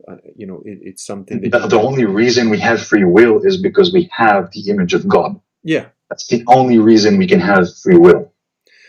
And the very interesting point is that, I believe that this whole process is to get us to a point where we can separate those who are with God and from those who are not. And after that, who knows what tasks there will be for us to do? There could be a whole bunch of other things that we're meant to. Because what you want... If you take how does it go? When Lucifer fell, yeah, he took a third of the angels with him. Yeah. And these angels are all part of the divine celestial hierarchy. Yeah. Every soul that manages to pass the line of purgatory and get into purgatory it means that that soul has a job. Once it's done with purgation, you have a job in the celestial hierarchy. Yeah, absolutely. It might be making flowers grow. Yeah, but whatever. Yeah, sounds like an awesome job to me, in all honesty. Absolutely. I am well aware. Like despite my supposed arrogance, I'm well aware of my, on the scheme of things, where I fall is pretty close to the bottom of the ladder. There's no doubt in my mind about it. And I think, if that is my role, I'm pretty sure that my role tends to be tip of the spear. But that doesn't mean that you're an exalted creature. At the end of the day, tip of the spear, the bits that break off first, and it's a pretty grim, peasant-like sort of activity. Ultimately, you're the tip of the hammer or whatever. You're not very necessarily a very exalted being, but that's fine. I'm quite happy to be whatever I am, wherever I am. If I can just scrape in there by the skin of my teeth, I'm good. This doesn't matter what job it is. Clean the latrine pits. All right, it's fine. I'm good with that. I don't know that there's going to be latrine pits in the new heaven and new earth. You know what I mean. There's a question here which is actually quite an interesting one. Do either of you know about the Sefer, a version of the Bible printed in the USA, goes back to original Hebrew names and includes removed books? I've heard of it, but I believe that there are bits in those books that are sort of Talmudic, if I'm not wrong, I think there's stuff in there about sex with little kids and stuff that is in the Talmud. There are bits of the Talmud anyway. Where is this question? It's by Bacon Eatmore, and it's about, I would say, towards the Sefer. Sefer. I think it's also spelled with a Z. I've seen it spelled with a Z, Sefer, or Saphir. Okay, if it's Saphir, so it's sapphire in English. Yeah. Basically the blue rock. If it's Sefer with an S, it's just Hebrew for book or scroll. Okay. I've heard you talked about, there was a guy, I think, on one of Owen's streams. Actually want to extend a point here. The thing is, we don't actually know what the original Hebrew of the Bible is. Oh. Because the original Hebrew was lost. What we have, I think the earliest Hebrew origin we have is what's called Keter Haram Tzova, which was found in the Cairo repository of discarded books. Yeah. And I think those date back to 1000 AD. The best sort of, if you really want to go to an early translation, what you would want is a very good translation from the Septuagint back to Hebrew. That would probably give you the most accurate Old Hebrew translation of the Bible. So just say that again, because that ties into something. Go ahead. Just repeat that again, because I was trying to think about what Professor Rachel Fulton Brown said about that. Just say that again. So the best translation would probably be a retranslation from the Greek Septuagint back into Hebrew. Right. You'd probably still use most of the Masoretic texts for the framework and for the most of it, the Masoretic texts are probably okay, but you want to rely on the Septuagint. Yes, that's very interesting, because on one of the unauthorized things, that's where the professor was talking about how the original Latin Vulgate was a better translation of the Bible than the King James. It's a much more literal translation. I'll say that much. Yeah. It's not. It doesn't flow, and you can see it. It's actually painful to read the Psalms. It's not as smooth. The Psalms in the Douarames. Are painful. Even some of the passages are painful in the Douarames, and that's why I keep a Greek interlinear, which gives me word for word, and then the Aramaic one. Funnily enough, I switch between those three. If there's a passage I really want to kind of understand a bit better, I read all three, and that seems to work for me. There was the question here, woolly ram, does Novus Ordo baptism count, or should one seek to be baptized by valid priests? I heard the Kurgan speak on this and tend to agree with him. Yeah, my take on is like there's two types of Novus Ordo priests. There's the ignorant, innocent, badly catechized, badly educated ones that believe they're priests, but they're actually not. And they probably mean well. And if you get baptized by one of those guys, technically the baptism is valid, but there's no difference between getting baptized by that guy and your friend Bob down the road. They're basically giving you the same baptism. It's true what Willie Ram said, that I see it slightly different, because the priest will advocate that you should only get baptized by a proper priest if you can at all help it. If you're in mortal danger, then anybody can baptize you, including an atheist. My take on it is, if I was in Willie Ram's shoes, I'd probably go to my best friend Bob and say, "Hey, dude, just baptize me," because the way I see it, my experience of God, what little bit of it I could see without catching fire on the spot, he's not a lawyer, and he knows your intent. And if my intent is just to say, look, I need this. I didn't do this, by the way, when I wasn't baptized. I didn't do this myself, but that was because of another thing. I had a daughter that wasn't baptized, and I've been thinking, no, I'm not going to do it until she gets baptized, because otherwise, and I was wrestling with all this for years, right? I was wrestling with the idea, but, well, if I'm not baptized, in theory, I'm going to hell, but so's my daughter. So if my daughter's going to hell, then fuck it. I'd rather be in hell than, with her. At least I'm there. But it doesn't work that way, and this is pre-embryonic thought, this was very early days for me. And then when I figured out how it actually works, I got baptized. And she's still not baptized and whatever. But the point is, that was really probably the only reason. Otherwise, I probably would have just gone down the river with a buddy and say, okay, baptize me, and then I'll get it done properly with a priest as well. That would have been my take, because you got to keep in mind where I come from, right?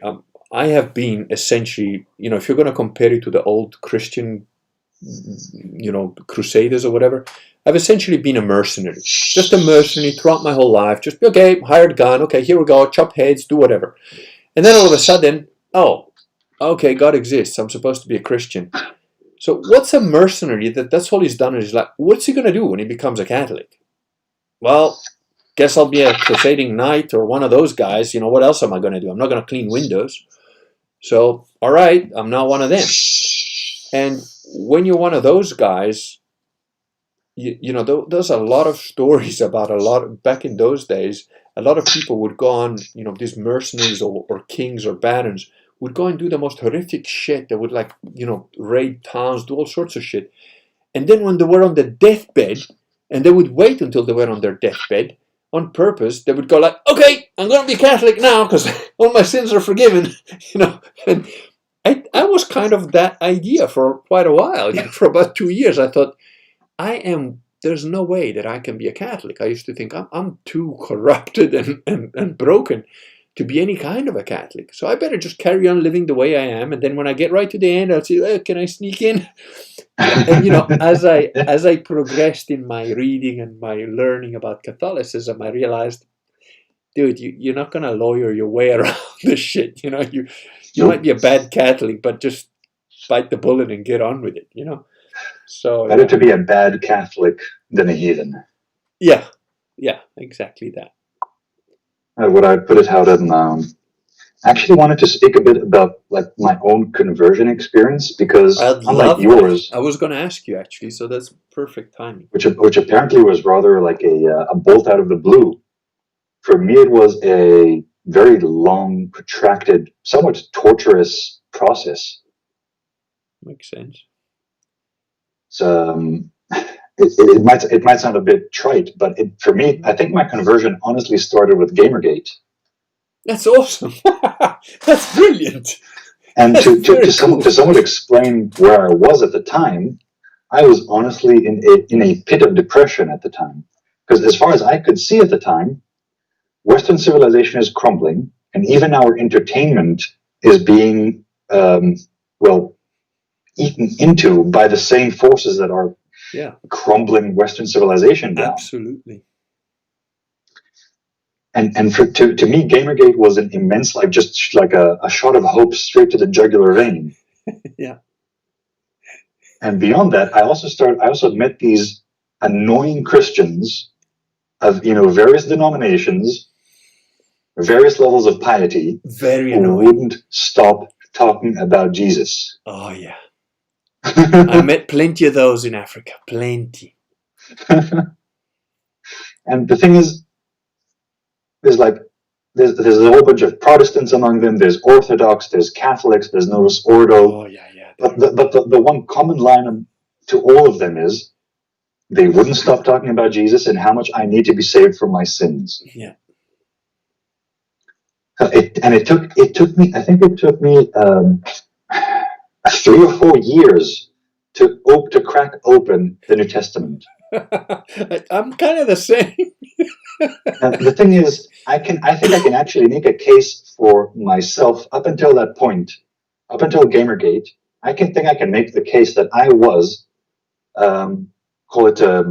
honestly innocent and ignorant of the Catholic religion. Absolutely, me too. Absolutely, yes. I honestly think that if I would have died at age 25, you would have been assumed into heaven anyway, because not into heaven, into limbo. Yeah, limbo. Yeah, sorry.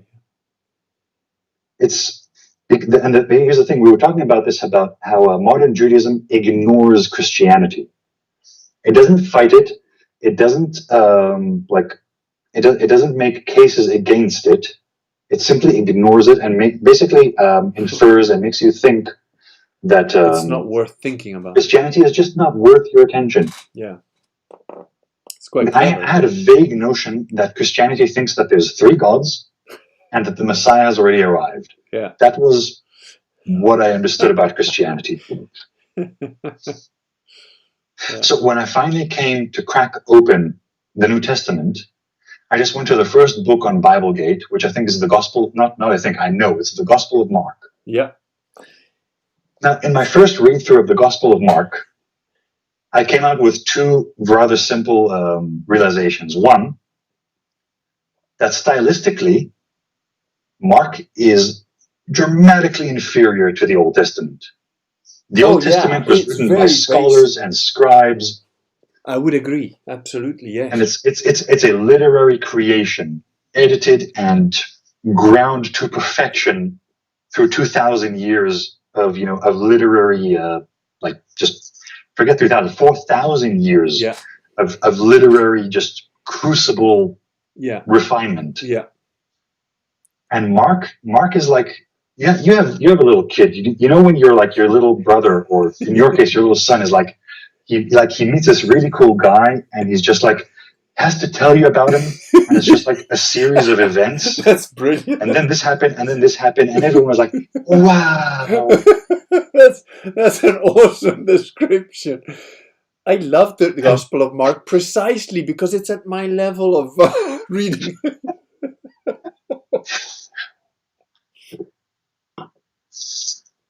Now, I'm not anywhere near Vox's level of literary snobbery. Oh, no. But I am a biblical snob. Yeah. I adore ancient Hebrew. But here's something that did shine out to me like the light of a diamond from Mark. Yeah. And that's the reality of Jesus. I've read a lot of fiction in my life. I also really like fantasy books and all that sort of thing. Yeah. And I know how fiction is written. Yes. And Mark is not fiction. No, that's exactly, you're absolutely right in what you said about a little kid. Mark is like a peasant chiseling it out with a crayon. He's basically saying, Jesus was here and he did this. Boom, full stop. Yeah. And you're actually, I never saw that because I'm not as familiar as you are obviously with the Old Testament, but absolutely, 100%. Everything you're saying is spot on. And this is once I read it, it's almost like it's to some degree it was like a road, not a road of Damascus, but the road on Emmaus moment, where Jesus comes and he starts explaining to you throughout the ages, here are all the places where I was foretold. Yeah. Here are all the places I met you before I was incarnate. Well, you would know that having read the Old Testament a lot more than I have. And it was just, and even old Jewish commentaries. So there's like the expression that Jesus says that if you've met me, you've met the Father. And the Jews react to this with rage. If you're just a Western reader, you don't understand why. But if you're a Jewish reader, you understand that the only three people who were said to be images of each other are the three patriarchs, Jacob, Isaac, and Abraham. Oh. They were said to be indistinguishable physically. They each one looked like each other. Oh. So saying that if you meet me, you meet my father, is to say I am a patriarch. Yeah. That's why they do it. Yeah. He's claiming superiority to the patriarchs, to Abraham. Yeah. Yeah, that's basically why they nailed him to the cross, isn't it? In part. Yeah. And also when he says I am, that's one of the ways God refers to himself. Here's an interesting thing about Hebrew. You cannot in Hebrew say I am. You can say I exist. But you cannot say I am present tense. You have just explained something to me that has been a mystery to me from the beginning of ever having read the Bible and the words I am that I am. Because in Hebrew it's eheye asher eheye. To me that was like, this sounds like nonsense. So what? Just because the guy says what does that even mean? But now you've just explained that is limited to the divine, is it? That's the thing. In Hebrew, eheye asher eheye is basically one of those like crisscross sentences, which you can interpret as I will be that I am, or I am that I will be. So it encompasses all of time, essentially. Yes. It's just one of those things that Hebrew is so economical in its expression. Yeah.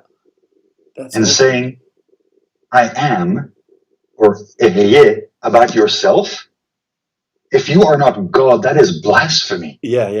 Of course, yes. Because you're encompassing all of time. You can't. It cannot be done as a human being. No. Yeah. That's beautiful. Actually, here's a question. I hope if you know the answer to this, will blow my mind. Because I've been wondering, what is the origin of Hebrew? And back in my Face on Mars days, I was thinking, this is not an easy to represent characters. This is like almost like some super advanced alien computer type of writing. It's like the letters have to be very precise, and there's a very specific width to all these things, and it's super, super complicated. Like, what's the origin? If you're curious about this, there's a reason. If you read through the Gospels, so you have the Pharisees and you have the scribes. Yeah. And they're almost like separate castes. Yeah. And if you notice, you'll see that Jesus has a degree of patience and mercy towards the scribes that he does not have towards the Pharisees. Yeah. The scribes are a different caste. Yeah. And if you look through what's basically the Jewish, not dogma, Jewish practice, as it were, a scribe, when he actually comes to sit down and write out a Torah, the scroll, as an actual, piece of leather with ink. Yeah. This is a highly pious act. It is, yeah. You're basically in a state of meditation. You have to think of nothing but what you're writing. He basically baptizes himself before and after he does, each time he sits down to write. And the letters themselves are what's called Ktav Ashuri, Assyrian script. Okay. Now, I don't actually know the origin of the script. So those very elaborate blocky letters. Yeah. You know what the biblical Hebrew looks like? Yeah, they're like all kind of fit almost in like a box of a certain size almost, isn't it? They're square, but they all have crowns and flanges. Yeah. And well, I know that from my Orthodox semi-friend that if when transcribing the Torah one letter is cracked, the whole thing gets skipped. Basically. Yes, the entire like a Torah scroll is made of is made of a sequence of leaves. Yeah. So if you make a mistake, the entire leaf is rolled up. Yeah. And it's buried, and it's treated like a human corpse. It's buried in the ground as if it were a human corpse. Ouch! Yeah. That's how holy it's treated. Yeah. That's sorry, I interrupted. Speaking of treating a human corpse, that's another thing. Yeah. So there's the whole like why when the Romans normally when they crucified someone, they'd leave the corpse there to rot. Yeah. As a message to everyone around. So why did they give the Jews a dispensation which allowed them to remove corpses before sundown? Yeah, I don't know. That's because the Jews would riot incessantly. Oh, if a human body was disrespected in such a way. That's typically Roman. It'll just be very pragmatic. Okay, these guys are too much trouble. Just give them the body. Yeah, absolutely. Yeah, and it's just, and that's the thing. It's one of those things of like basically the first Israel. The human body is not an accident. No, it's not a mere mistake of the gods. Yeah, it's not Zeus's lightning fell in mud and humans sprang out of it. Yeah. No, that's that. I didn't. That's So when you say Assyrian script, I mean, do you know what how? I had a weird, I had a weird year in 2016. I was traveling all over. I was working in Kazakhstan. I was like. And we went to the Kazakhstan Museum, which is an experience in itself, because the whole museum is basically a shrine to the president.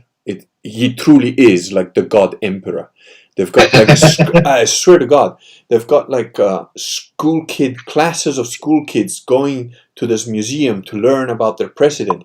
And they took us on a tour because we were honored guests that were supposedly doing we had to do a design for basically a mausoleum for when he eventually dies, and we were part of like only 6 or 7 companies that got invited to do this, and I was the representative because I was the only guy that spoke English, Italian, and basically can deal with whatever culture. So we got taken to this thing by a very severe woman that was our tour guide, and I swear I'm not making any of this up. It would be like, and here, with absolute reverence, you get taken through this it was a weird combination of a museum and disco, because you went through these rooms that were like had all weird lights, and there was one floor that was absolutely impressive. It was probably like a football field sized thing, a bit thinner, probably a bit longer, of just perfectly clean white surface, and then it would start, and the whole bit started to have little bits of buildings. Right, it was a complete model scale of the whole city. And it would just come out of the ground, and you couldn't tell when it was closed that it wasn't a uniform piece of like material. Absolutely impressive. But she would take us to these things where there's like a stand in glass, and there's a pen inside the glass case, and with deep reverence she would say, and this is the pen that our president used to sign checks between the years 91 and 93. I'm like, you weren't gonna laugh. I was like, I just took the guy next to me and we just like nodded to each other, but you weren't gonna like make fun of it. It was just that level of intensity. And that was it. You'd go through and here we have the medal. This guy got a medal from pretty much every single president on the planet, including the fake Pope at the Vatican. There's a whole cabinet full of like honorary medals that he got from everyone. And I'm like thinking, how much nuclear weapons, gold, the shit they used to put in like cell phones, whatever that metal is, there's this guy. But one of the rooms was, and I took photographs of the whole wall because it was so interesting, there was a whole huge wall dedicated to languages and the origin of the letter forms of different languages. And it was really weird because there was like, you could understand, okay, Chinese, they're kind of next door, but they had stuff from Europe, they had stuff from the Americas, and it was I've been pretty interested in this stuff for decades. I saw letter shapes there and bits of writing that I have never come across ever before or since. And it was really, there was some progressions as well of how some letter forms started out and then how they eventually became in sort of modern modern writing. And I was just wondering if you knew anything about that with respect to Hebrew lettering. Like, the origin of Hebrew lettering is honestly shrouded in basically mystery and legend, because the Jewish legend has it that the original tablets were written in what you would see nowadays, what nowadays is called the Assyrian script. Yeah. And what they claim is that due to the sins of Israel during the period of the First Temple, that this script was forgotten and disappeared, and basically they weren't worthy of it. Okay. And it was taken away. And once they went through exile and purification, and they returned to Israel, so this script was returned to them. Oh, that's very interesting. We've got a question. The thing is that Jewish legends are always highly moral in their aspect. Like, you're either worthy of something or you're not, and it is always depending on your obedience to God. You know, that the funny thing is that is an aspect of, inverted commas, Judaism, because I consider that an aspect of Christianity prior to Jesus, essentially. That's the thing. The thing is that Israel is a continuity. Absolutely, yeah. And I consider that aspect of it perfectly 100% correct. I don't see anything wrong with that, really. Well, that's an interesting thing about the name Israel. Because, I mean, you know when this name came into the world? No, I don't. Okay, so this is from the Old Testament. So when Jacob is returning from Aram Naharaim, basically from Babel yeah. to Canaan, yeah. He's taking his entire family with him. And by this point, he has like 4 wives, and he has like, I think, 10 children, and massive herds. Yeah. He stays over on the one side of the river at night to just gather like the last few small things that he's left at the other one side of the river. Yeah. And he meets, and this is capitalized, the angel of the Lord. Which is the same, is that as the word is the same sort of thing, or is that a different? No, Hashem is what like Jews use nowadays to mean God. Okay. But they don't want to actually say his name. Yeah. But the thing is that there is a line of thought that the angel of the Lord is basically pre-incarnate Jesus. Yes, that's what I meant. Yeah, because this, I think, because he speaks with the authority of God. Yeah, we refer. I think most Westerners refer to that as the Word, which is pre-incarnate Jesus, as you've put it, which was with God from the beginning. In the beginning was the Word, so on. And the thing is that the angel of the Lord, for example, like I think the first time we meet him is during the sacrifice of Isaac. Yeah. So the moment Abraham is about to slaughter his kid, the angel of the Lord appears and says, and he's talking in God's own voice, as it were, "For now I have seen that you fear me. Like, do not harm the child, for now I have seen that you fear me and obey me." And Abraham obeys. Yeah. So he speaks with the authority of God, and God's prophet Abraham obeys. Yeah, that's true. Anyway, now going back to Jacob, he wrestles with this angel of the Lord until morning. This angel of the Lord then wounds him in the thigh, but Jacob still won't let him go. And it's like the angel is basically, "Let me go, the morning has come." Yeah. So then the angel, and this is something that happens quite a bit through Genesis quite a bit, that people are given new names. And this is where Jacob is called Israel. So Jacob is the name that he's given because it's Yaakov, it's the heel. Okay. He comes out of the womb. He's the twin of Esau, and he comes out holding the heel of Esau. Right. And Yaakov, it's like Akiv is heel. And he's basically holding onto the heel of his brother. Yeah. As he comes out of the womb. Yeah. But now he's given a new name, Israel, which is Sarita im Elohim ve'adam v'tuchal, which is you contended or you struggled with man and God, and you proved able. Ooh. I did not know that. That is very, very interesting. So the thing is that to be an actual worshiper of God, the Father, the Son, and the Holy Spirit, to actually follow them means to be capable of contending with them and man. Wow.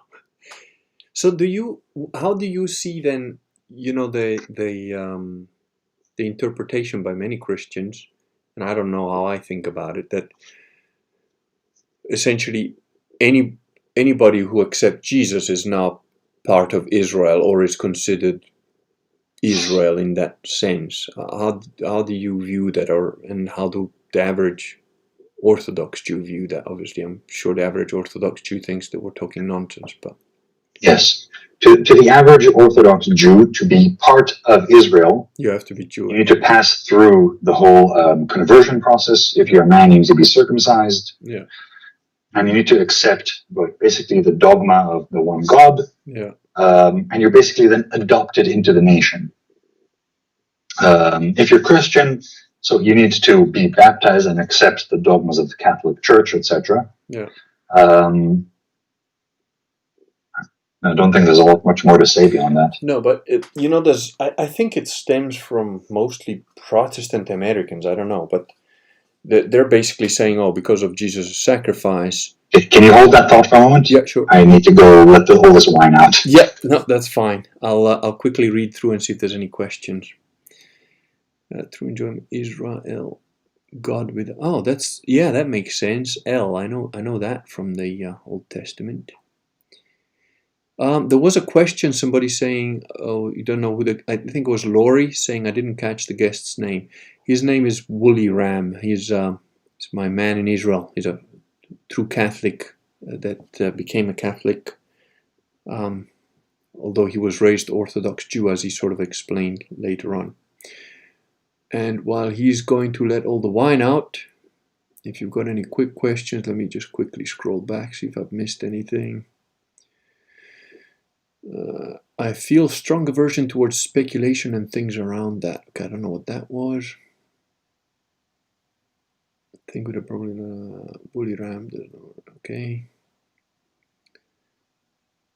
Dances with logos. Found SSPV about an hour away. Circumstances almost to the point where I can go. I just ordered a mantilla. SSPV are still not quite Catholics, though, just so you know. They're like SSPX. They pretend, they're like recognize and resist. So, but I'm sure Dances with Logos, about the, what do you call it? The ecclesia.luxvera.org. There should be, I don't know where you live exactly, but I'm pretty sure there are some proper Catholics not too far from you.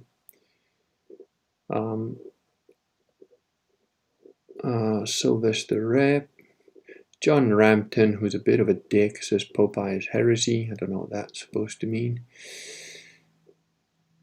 And then we've got, Dances with Logos says, Woolly Ram, can you guys do this regularly? You're a wonderful teacher. He is a wonderful teacher, and it's very interesting. It was the only one on the site. Why would SSPV be on the... Oh, possibly they're recognizing... Well, Dances with Logos, you should be not too distant future. Somebody should get in touch with you, I think, that possibly has some knowledge of proper Catholic priest somewhere. But so yeah, I think there was a question from the mistress of the Kurgan cult saying if we can do this regularly because you're a wonderful teacher, which I agree with. You are. So yeah, I'm sure. Maybe we can do this again whenever you're up to it. And maybe we can pick a topic, because obviously you're very much, certainly way ahead of me on anything Old Testament, Aramaic, and stuff like that. And you are obviously a hit with the immortals here. They're all raving about you, so that's very good. Oh yeah, and Laurie M said Israel. That makes sense because El is one of the names of God. Yeah, it's the generic name it's the generic God. Yeah. Now Isra is actually, it's not two names, it's one. It's Yisra or Sarah. which basically means it's like a derivative from being minister or being a ruler. Oh. Which actually brings me to something interesting. It's one of those many small things that led to my conversion. And one of them is this, the name Molech means sovereign. Yeah. So if you take the biblical admonition, do not sacrifice your children to the sovereign. If you take that through a Christian lens, the meaning becomes apparent immediately. Yeah, very clear. Do not sacrifice your children to the sovereign of this world. Yeah. It's just one of those things that just... Absolutely, yeah. You see, that's why, with my so-called Protestant friends that complain about my Aramaic Bible, and they go, oh, how foolish, there's no such thing as an Aramaic Bible. And I was like, you're a moron. Aramaic is the language that was spoken in Israel. Exactly. From the second temple until its destruction. You know, it's absurd to me that people don't know this stuff. But then, you know, listening to that the whole medieval thing that Professor Rachel Fulton Brown has got on Unauthorized is really, I mean, there's parts that didn't particularly interest me or whatever, but it was absolutely crucial in understanding just how much has been destroyed by Protestantism. Because your average illiterate peasant of the 13th century could immediately see how the Psalms related to Mary. And the Psalms are from the Old Testament, and you're sort of like, you know, you're like, what does that have to do with Mary? And as a Protestant, again, they've got their mummy issues, and they're like, oh, Mary's nowhere in the Old Testament, what are you talking about? You know, but she shows you these links, and she literally showing you like 2% of what was known and what was there, you know. It's like, how did we let all that stuff go, honestly? I'll actually add on to that, because there's a wisdom in what you'd call the in orthodoxy, and I mean here just in the Chestertonian again sense of it, of the generational democracy. Yeah. So in Judaism, the Sabbath itself has been personified into a sort of divine queen. That sounds strange. And you know it sounds strange, but here's where it suddenly, for me at least, it made a sudden click. Yeah. Sunday is the day of the Lord. Saturday is the day of the lady. Yeah. Saturday is Mary's day. Yes. So even through the spiritual hijacking that my people underwent, they still managed to retain a sense that Saturday belongs to some sort of divine woman. Yeah.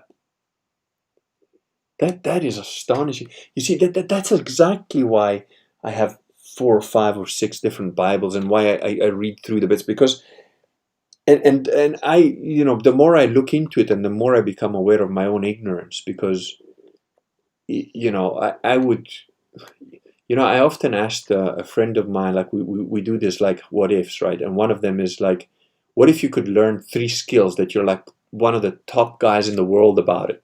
And I remember this friend of mine, we you know, we're talking about it, and I said, you know, I'd really like to be really good at martial arts. And the guy looked at me like, dude, I've seen you like do shit that doesn't even look real. Like, what are you talking about? I said, and I was like, no, but I know how far I am from what I really mean, you know? And we're talking like that, and another one was drawing and a musical instrument. And then when we finished, he goes like, you know, just quietly walking along, and he goes, I noticed that neither one of us said be really good at sex, because we already got that one down, right? but the thing is, you know, honestly, because it changes with time, you know, what you want to be good at. And I would love to be able to, you know, I just don't have the time, but to know the intricacies and the history of Hebrew, and be able to read it and like understand it at its basic, and Aramaic and Babylonian, you know, I've got like a slew of ancient languages that I would love to be able to read, you know, but there's just only so much time in a life. So, but if you did know all those things, I'm absolutely certain that if you could read Egyptian hieroglyphs, Babylonian script, Assyrian script, Hebrew and Aramaic, a lot of stuff would suddenly start to make a lot more sense and coalesce in a way that most people don't understand. Actually, circling again back to Genesis. Yeah. In Genesis, there are two accounts of the creation of humanity. Actually, you have one account, the first account, the creation of humanity, and then you have the second account. No. And then you have the second account, the creation of Adam and Eve. Yes, I have. Yes. And there is also a thought about some of the humanity that was created was imperfect. I don't remember now if it was imperfect or was supposedly. I can't remember if it was perfect or imperfect, and then it got. No, I mean, in the Genesis account, in either case, God. At least when it comes to humanity in general, God concludes and God saw that it was good. Yeah. So humanity as a whole is created, and God saw that it was good. But the thing is, then you move over to the second creation account. Yeah. It doesn't end with, and God saw that it was good. It ends with, God rests on the seventh day. Yeah. And then comes the sin of Adam and Eve. Yes. So humanity in general is created and is given the sort of seal of, and God saw that it was good. Yeah. Adam and Eve? Yes, that's what I was meant. It was like one of, but what about? I think it comes from, I believe, Jewish tradition that there was a woman before Eve that's supposed to be Lilith. I don't know how much it's from Jewish tradition and how much it's from the Kabbalah, which, as far as I can see, and this is very much an ignoramus's point of view because I never studied the Kabbalah. Okay. But as far as I can see, the Kabbalah is a Gnostic infiltration of Judaic belief or into Judaic tradition. Right. Okay. It's an external, like a invasion. Right. Because if you read the very beginning of, I think it's Sefer Yetzirah, the book of creation, it starts with an almost geometric description of creation, where God begins as a point, a dimensionless point, becomes a line, and then expands into creation. Yeah. It's very Gnostic, and it impersonalizes God. It's as if God is so disassociated from his creation that it's basically that we live in a machine. That is a very as far as Kabbalah is concerned. That is a very Gnostic, because before I became Christian, I read I truly have read pretty much, from Buddhist to Hinduism to I was looking, I was seeking in some way, but and definitely the thing about the Gnostic stuff is that intellectually the Gnostic stuff can be quite clever and quite captivating and quite interesting, but without fail, despite all of that, and I am a pretty intellectual sort of guy to a certain degree, there was always an element of it that just something inside of me is like, but this stuff is dead. It's dead. It has no life. It's like a little robot pretending to be a human sort of thing. And now the thing is, to speak as a gamer, there's actually a series of games made in Japan. They're called either the Persona series or the I forget the other name. They have a different name, but they're known as the Persona series here in the West. Yeah. And they're all set in a world that is both very Gnostic and also very Jungian, as in the whole Jungian archetypes. Oh yeah. Now, as an interpretation of actual living and existence, it's dysfunctional, extremely dysfunctional. Yeah. But as a system for an RPG, as a magic system for a role-playing game, it's brilliant. Oh yeah, it would be. Because I can see that. That would, because it's like a computer, really, isn't it? You've got all your parts and they fit. Yeah. I could see that. Yeah. There was a friend of mine that was. Is it called Destiny? I don't know. I haven't played a game on. No, Destiny is a shooter. Yeah, it is a shooter. It's sort of high science fiction concept. But isn't there some hidden Christian sort of underlying story there? I think, I don't know. That's what I've never played it, so I have no idea. Sort of. Okay. I haven't played it either because it's a bad game. So I've actually played some of Destiny 2. Okay. And it's actually one of those really depressing sort of games to play because you play it And you can feel that there used to be an excellent game here. Yeah. And then some asshole yeah. came over and made a second pass over it and made it a bad game. I hate that. I hate when they just destroy the plot and all that, the intricacies. It's not the story it's the gameplay. The actual gameplay is like, you can see how they retarded the AI of your opponents. Yeah. You can see how they simplified the mechanics. Oh. It's like,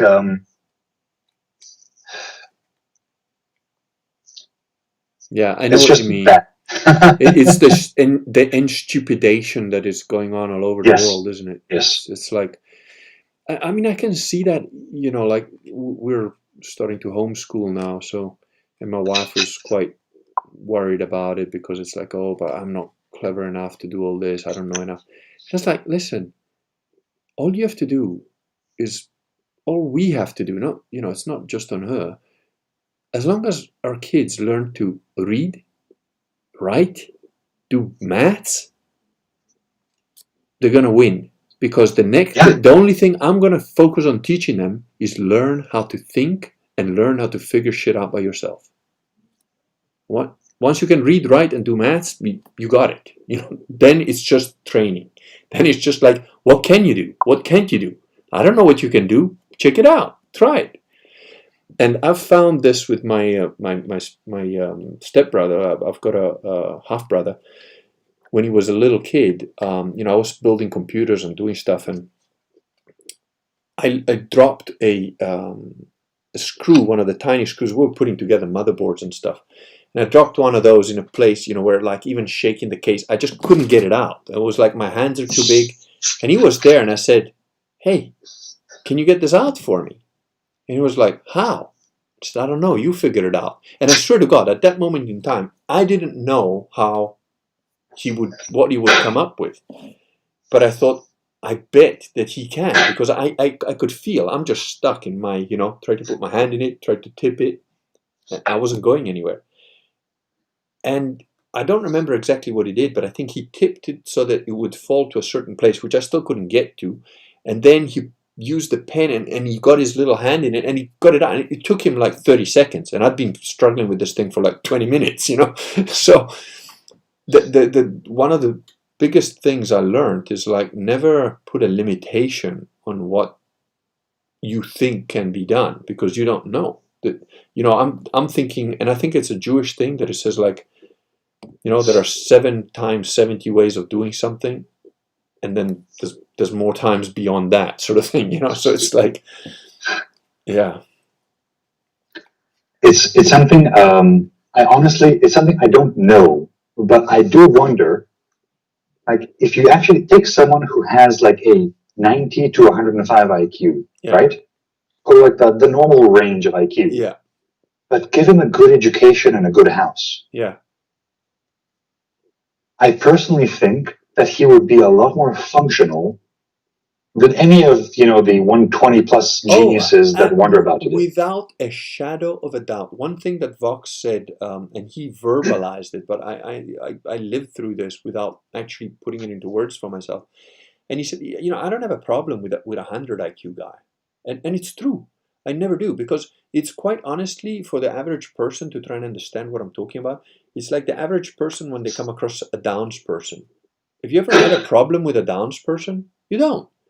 And the Downs person is not a problem to you. They've got maybe some little odd behaviors or whatever, but they believe you, they trust you, and they might not know how to tie their shoelaces, but they know that you do, and they know that they can't do it, and they don't even question it. I actually have some stories about this, but they don't question it. Yeah, don't forget them, because I want to hear them, but they don't question it. They're sort of like, oh, he can do magic shit like tie shoelaces that I don't know how to do that, but that's cool, and they just go with it.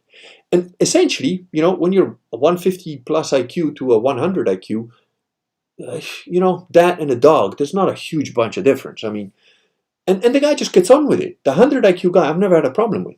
The people that are invariably have a massive issues are the 120 to 130, 135, those guys. Because they're used to being the smartest person in the room most times. They're not smart enough to recognize when, it's generally very difficult when you have a high IQ to recognize somebody with a higher IQ, because it doesn't happen often. I have been able to do that. I've met people that are a lot smarter than me, like a good deviation, if not more than me. And it took me a while at first, because part of their behavior was not as assertive as mine, and I sort of dismissed them. And then when I started talking with them, I realized, no, this guy's actually smarter than I am. He actually is being very polite in trying to sort of not, he didn't understand that I don't care. You can offend me, it's fine. I'm looking at what you're saying. I'm not looking at how I feel about it. But he didn't know that. And he was being very careful in trying to lead me down a certain path. And I thought, dude, you could have done this in 5 minutes instead of 25 minutes. Just say what you mean. It's not going to upset me or whatever. But he was conflict avoidant, But the thing is, the 120 to 130 IQ guy, he can't recognize that you're smarter than him. On a personal level, he might think, yeah, he's okay, he gets me, so he's cool.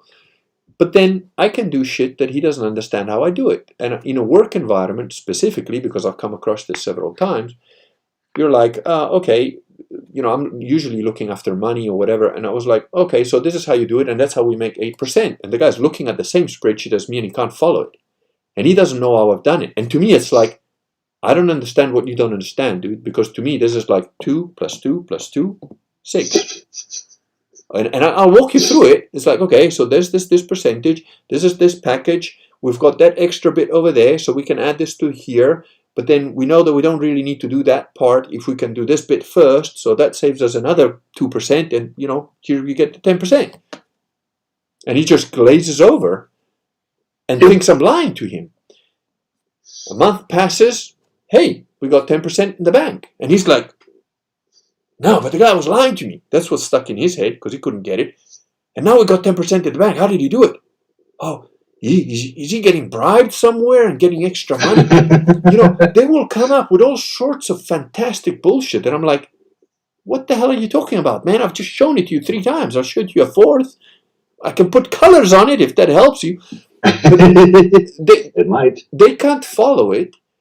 And their baseline assumption, when a human being is met with the unknown that they can't explain to themselves, the basic instinct is to feel fear. There are very few people that come up with an unknown that outperforms them, that they don't understand, and sort of go, this is cool shit, I want to learn this. 9 people out of 10. At least the fascination, to me at least. It is to me too. I mean, like, I did karate for like 30 years. And then I met one of these Russians that I literally could not put my hand on. And he could fold me into a pretzel, beat me up. He could literally do whatever I wanted with me. And I'm like, shit, I've had him fist fights. I've had knife fights. I've had guns pulled on me. I've done all this shit. I can't even touch this guy. Do you know how long it took me to go like, forget everything that I've ever done before, just start training with this guy?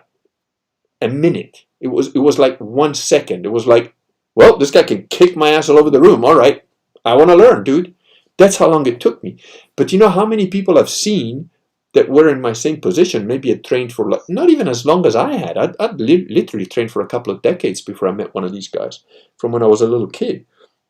I met people that trained for 5, 6, 7 years. Then they came to my class and they were like, oh, I don't believe all your shit. Can we fight? I'm like, Paul, if you really want to, but one of us is going to get hurt because I don't know who you are. Maybe you want to try something a bit easier first?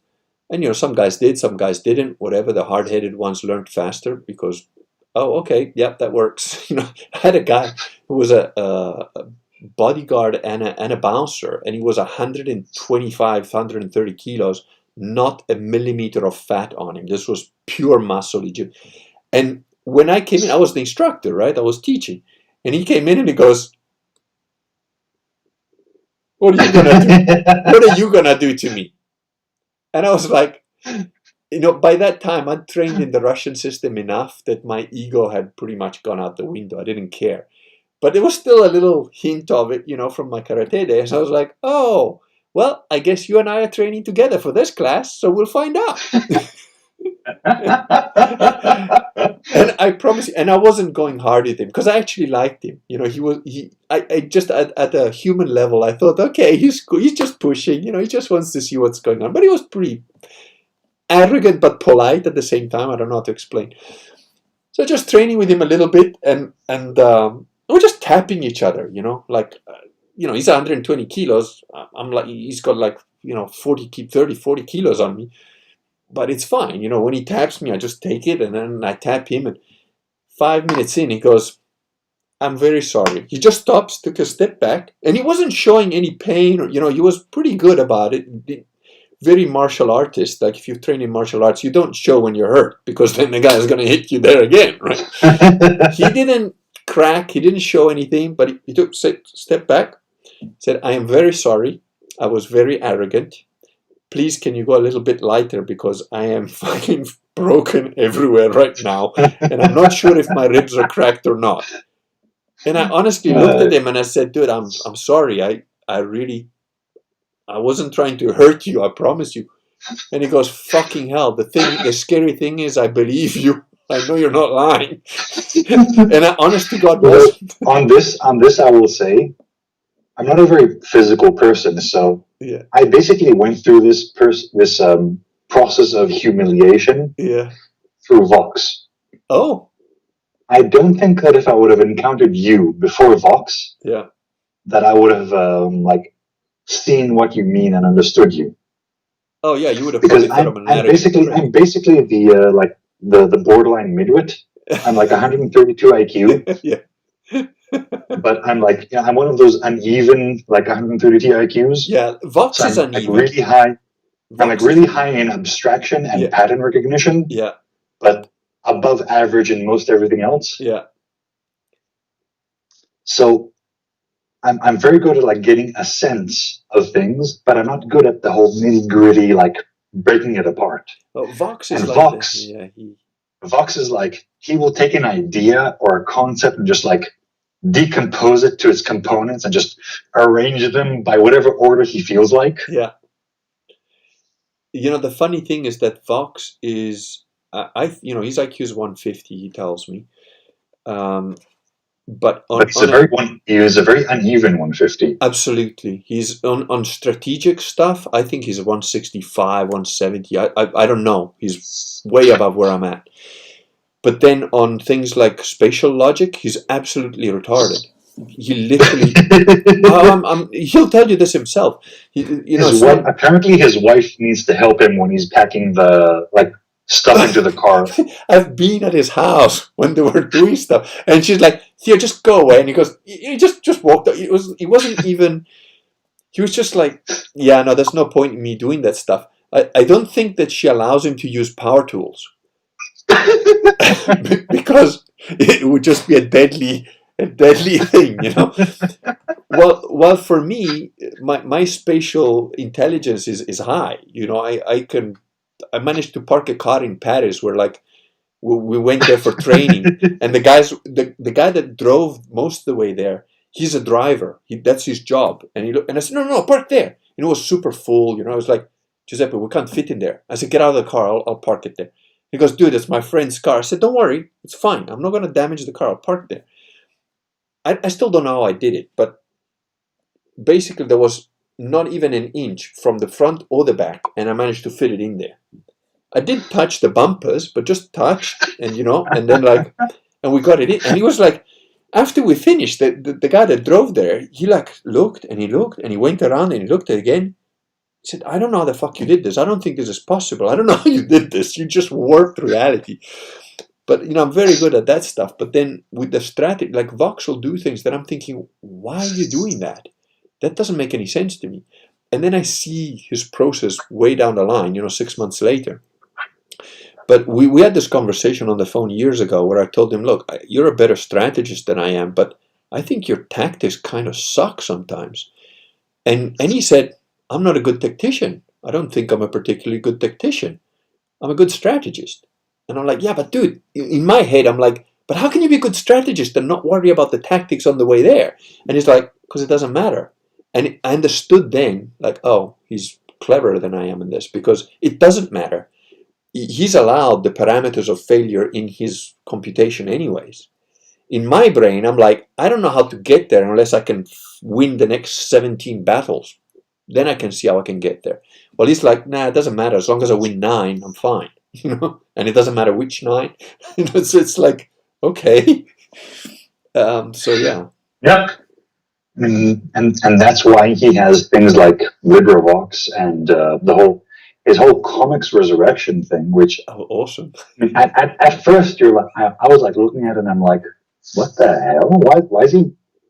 Oh, no. Going into comics? I read comics when I was a kid, so I knew exactly that he's spot on. He hit a fundamental key of the culture war here.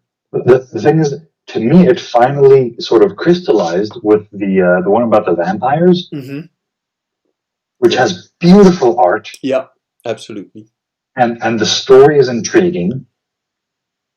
And I'm like, okay, I can. It's like, but it took him 2 years to get to this point. Yeah. Oh, Vox is an extremely patient man, and he told me that right at the beginning when we hadn't even met yet, and more recently I said to him, dude, I respect patience, and I've only learned to do that quite recently because for many years it's one of the guys I work with at work. He's printed a little thing that he's put on the wall, which he called Giuseppisms.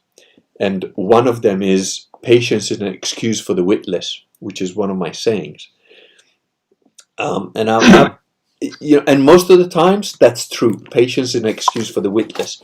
But I have learned that there is absolutely a place for patience. And Vox he truly is a bit of an Aztec. Those guys will just sit there and watch you like die from thirst. It takes them 4 days. They want to truly enjoy your suffering, and he's got, you can see there's a little bit of Aztec in there, but it's actually coming out now that he's aging. Oh yeah, you can see the puppy fat is like melting away, and it's just like the big nose. yeah.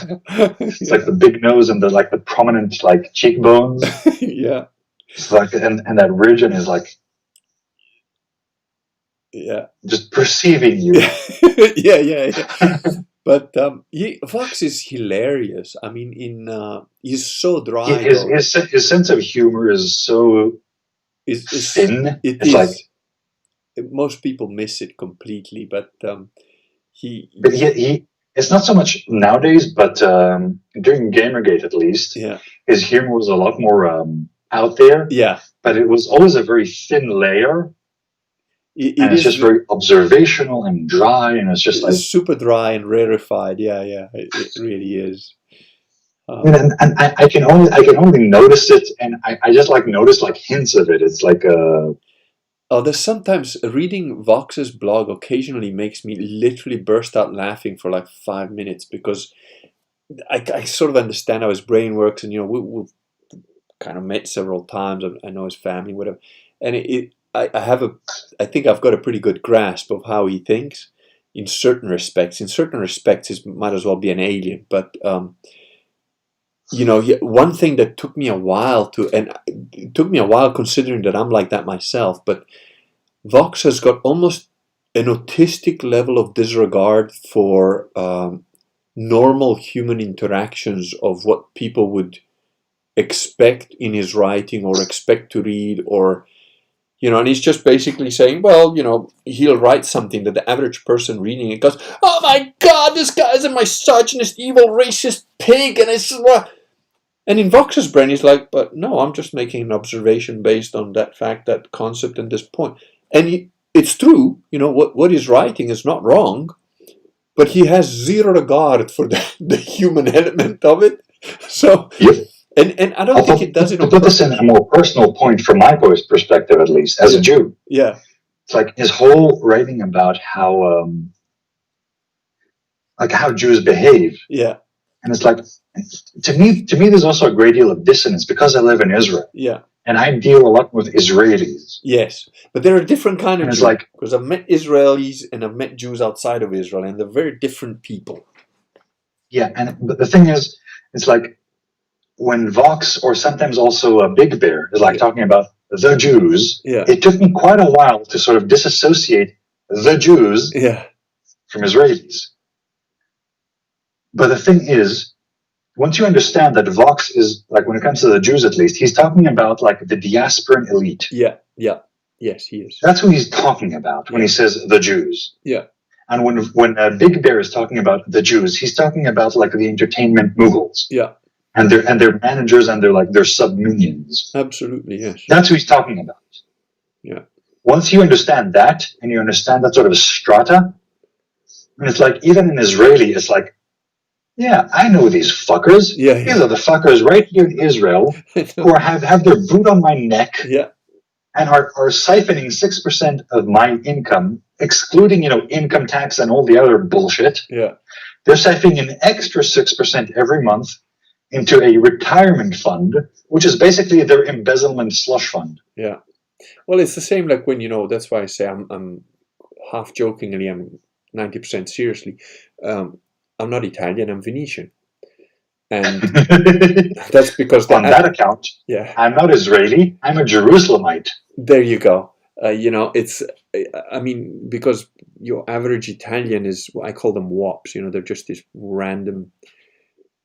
There's no such thing as an average Italian anyways, they're all different, and they're all different regions and what have you. But the thing is, when I say I'm Venetian, it's because, well, all the rest of the Italians are inferior, of course. And and when it comes to Venetians, I don't, even the Venetians are a bit of a pain in the ass, and except, my three neighbors, and even those two of those three guys, not really, so it's, I get what you mean. I mean, like, when, I've never been... The regionality thing is something I was thinking of. It's not a very articulated thought. Yeah. But it's like, is there any evil invented in human society that did not come from a port city? That is very interesting. Specifically cities built on a delta of, like, a draining delta. That is very interesting. But mind you, a lot of cities were, because that's where most sort of, there were good places to build a town or a city, I suppose. Yeah, but here's the thing. It's like you get a whole bunch of disassociated people in one city. Yeah. And on the one hand, you get a lot of wealth. And on the other hand, you always get a lot of degeneracy. That's very true. But I think London. Maybe that's a function of prosperity. Because the more prosperous a place becomes, the more degenerate it becomes. But then again, I've lived in Gaborone, which is the capital of Botswana, which is a landlocked country. And I often thought that, or as the mother of one of my friends used to say, very politically incorrect, Africa is the asshole of the world, and Gaborone is 10 foot up it. So it was definitely a little portal to hell in terms of the average person being a thieving, lying, most people you couldn't rely on. But then again, there's a lot of poverty there, so I never begrudged. It's like I said, in Africa, a guy might shoot you to kill you to steal your shoes, but he really needs those shoes, man. So you can kind of see where he's coming from, sort of thing. But it's not the guy. It's not the guy who steals from you. It's like, if someone steals, I work in a shop. I work in a 24-hour store. Ooh. So if I ever caught someone who steals, let's say, bread and milk, I'd be like, dude, you could have just asked me for it. I'd have given it to you on my account. Just go. But it's like someone who tries to steal some booze. Yeah, that's when the blood goes up to my head. I'm like, oh, I'll tell you a funny story then. This happened to me years ago when I was coming home from training, and there was a 24-hour place that it was actually a petrol station, but there was a little general store that was also there. It's like 24-hour place. And as I'm walking in, I see this kid. It couldn't have been older than, I don't know, maybe he was 22, maybe he was 16. Who knows? One of those, quite a big kid anyway. And I see him he just got in there, and he just grabbed a whole bunch of wine bottles and ran out. And he basically ran into me, And so I just put my hand out. I grabbed him by the shoulder and turned him around and said, just go put them back, And he panicked, and he dropped all the bottles, but we were just literally outside the door. So there was a big carpet, so they didn't break. They all dropped there. And then he held on to one of them, and he and I was just standing there. I was like, he's panicking, just let him. And he like lifted this by the, kind of like that, like he's gonna whack me with it. And he lifted it up just like he's gonna hit me on the head. I didn't even raise my arms. I said, "Kid, you better fucking kill me, because otherwise that bottle is going straight up your ass." And he looked at me. He wasn't stupid, because he looked at me and he thought, "Fuck," and he ran, And I started laughing, really. I was kind of laughing because I thought, oh, at least he's not completely stupid. I didn't have to bang him in the head. And he ran about 50 meters, and then he stopped and he turned around and he started swearing my mother, my father, and I was like, really? I thought, you know what? And I started, before my brain activated, I started chasing him. And I started off so quick that I actually pulled a muscle in my leg, because I thought, fuck him, now I'm going to teach him a lesson. And when he saw me run, that guy broke the whatever the land speed record was. He went across 4-lane highway in like 2 seconds flat in the middle of the night with cars. And I managed to cross as well, but by the time I got to the other side, he was gone. And I thought, well, fucking hell. And walking back, I'm laughing at myself, because now I've pulled a muscle in my leg. So I've injured myself by myself, trying to chase a stupid kid just because he was swearing at me. And I'm basically pissing myself, laughing at myself. I go back in and I pick up the bottles, I put them down, and I said, look, you got away with one bottle, And the guy goes, that guy's here every week. And I'm like, fucking hell, not even a thank you. So, okay, never mind. And then walking home, I remembered that day I had achieved what is still the record in the whole of the construction industry of any of the places I've worked, and I've worked pretty much everywhere.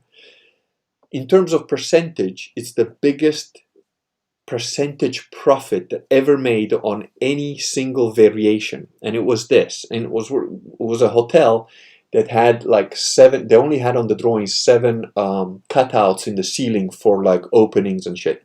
Turns out you needed about 300. So it's a variation. But we made a deal with the guy who was doing the ceilings, and we paid him an extra £1,000.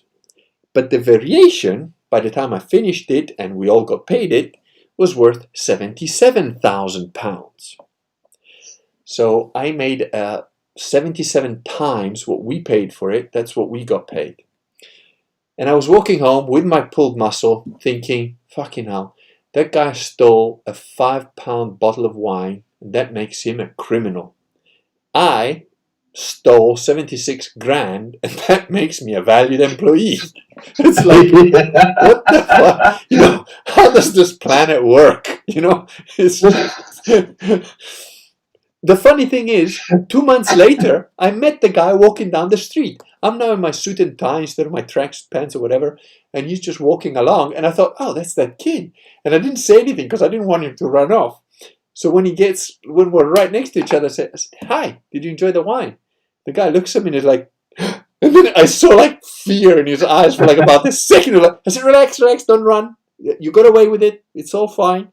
Just talking now, And he's like, oh, you're not pissed off. I was like, nah, it's cool. You got away. You did your job as a thief, But tell me, man, like, why do you steal booze? Like, why do you do that? It's like, I've never done anything else. But why don't you get a job? You're fit, you're healthy, you got legs, you got arms. So, yeah, but I've never done a work. My parents, So, but fuck, just go to the job center. Just be a laborer, dude. I'll tell you where you can go and work. Just go and ask. They'll give you a job. So I could be a painter, right? I could paint a wall. Like, yeah, you could paint a wall. You really think so? I said, fuck, dude. All you need to do is dip the brush and go up and down. I work with these fuckers. I know, they don't know anything more than you do. So, yeah, okay, I'll do that, And I don't know. I hope he did. But it was such a funny, I don't know. Speaking about the whole thing. Yeah. Okay, so a few years ago, I worked security, and I was working security in a construction site. Now, my job was not to secure the construction site. My job was to secure the materials being used to build the hotel. Yep. From the employees building it. Yep. Because this was a super deluxe, high scale sort of place being built, right on the border between downtown Jerusalem and the old city. Yeah. And so it's the Mamila Hotel. It's like one of these, it's like a 4-star hotel, and it's just one night in this place is like you have to rent your kidney and sign your soul to go. Yeah. Sort of places. Yeah, those are the hotels I've built, by the way. Yeah, so I know exactly what you mean. Now, here's the thing. It's like, I'm basically just a guy standing there in a sort of half-constructed hotel. And these men, and all of these guys are Arabs, part Muslim, part Christian Arabs. That must have been comfortable for you. Here's the thing. I'm like head and shoulders taller than all of them. Yeah. So physically speaking, I have never been challenged. Yeah. And I actually have no martial art training. I don't actually know how to fight. Yeah. In an actual fight, if you know what you're doing, you can probably take me. I'm just big and strong. Yeah. And I can take a beating. Yeah. But that's it. And here's the thing, I'm just watching these guys working and building and everything, and this one guy catches my eye. He's this really fat Christian Arab. Yeah. And I mean fat like the guy he looks like if you take his like legs and rib and you pull them apart and you put like a whole sack of wheat and just drape it down between his rib cage and pelvis. Yeah. That's what he looks like. But this guy is a master at his job. Yeah. And all he does is do the the adhesive between the actual concrete and the drywall. Okay, yeah. It's kind of a plastering, but it's not a plaster. It's the to mask over the joints, basically. Yeah. Yeah. He does that, and he's patient, he's calm, he's precise. Yeah. And here's the interesting thing: all the Arab 19-year-olds, part of them Muslim, part of them Christian, who are like, I need to glare at, I need to shout at, I need to I need to intimidate them into actually doing their job and not stealing anything from the work site.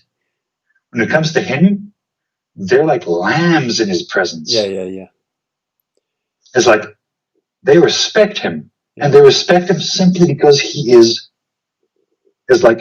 It's like I just watch him for a bit, and it's like there's no wasted motions, there's no fuss, there's no muss. Yeah. Like the motions go. Like the adhesive goes onto the wall. Yeah. Everything goes into its place immediately. That's what it's like. He just works an entire hallway that's like 18 meters long. Yeah. In like half a day. Yeah. Then he sits down, has a coffee, a cigarette, and some food, and then he does another hallway. Yeah. Then he goes home. Yeah, that's Miyamoto Musashi talks about it in Gorin no Sho, Book of Five Rings. And he talks about how when a man has achieved mastery in anything, he sees the whole world through that stuff.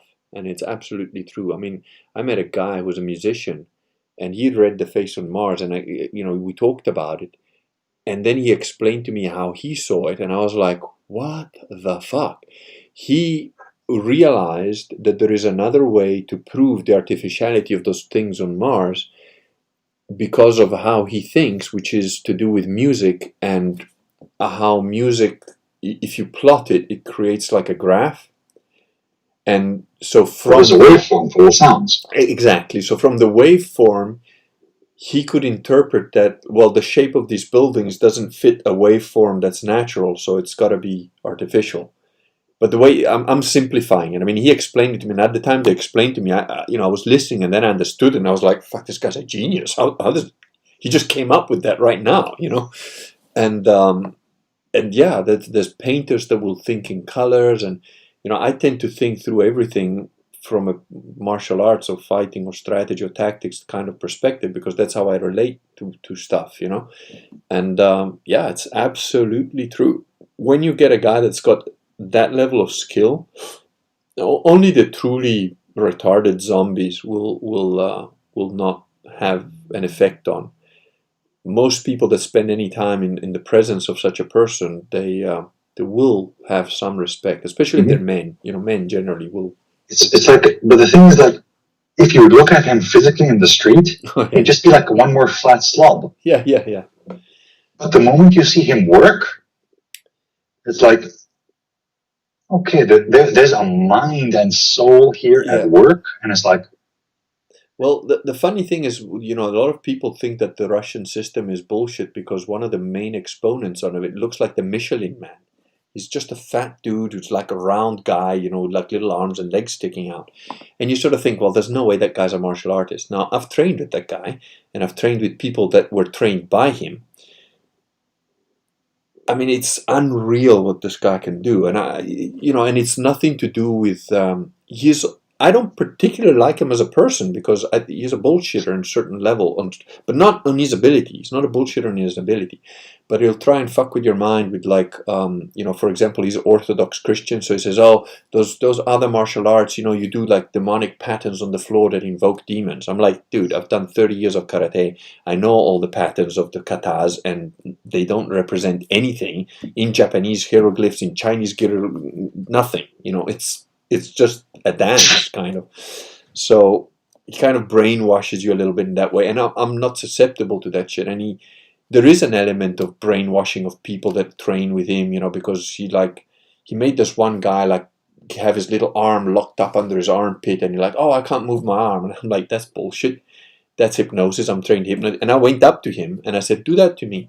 Make me not be able to move my arm. And he refused. He like pulled back from it. So, there's that level of it. But in terms of ability, man, that guy could like smear me on a wall like a mosquito.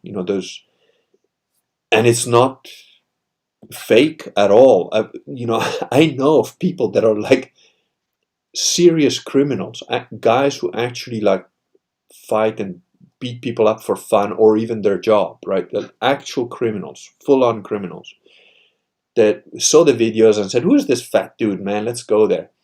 And they come up to him and they like literally challenge him, sometimes at his house, like turn up at his house, like, what the fuck, But I've seen like a couple of them like at his training. They came to the training, and you can see these guys are not, they don't come there with like any kind of clothing for training. They're just like in jeans and like normal shoes and like in proper hardcore Russian. Yeah, you bullshit. I'm going to fuck you up now. Let's fight.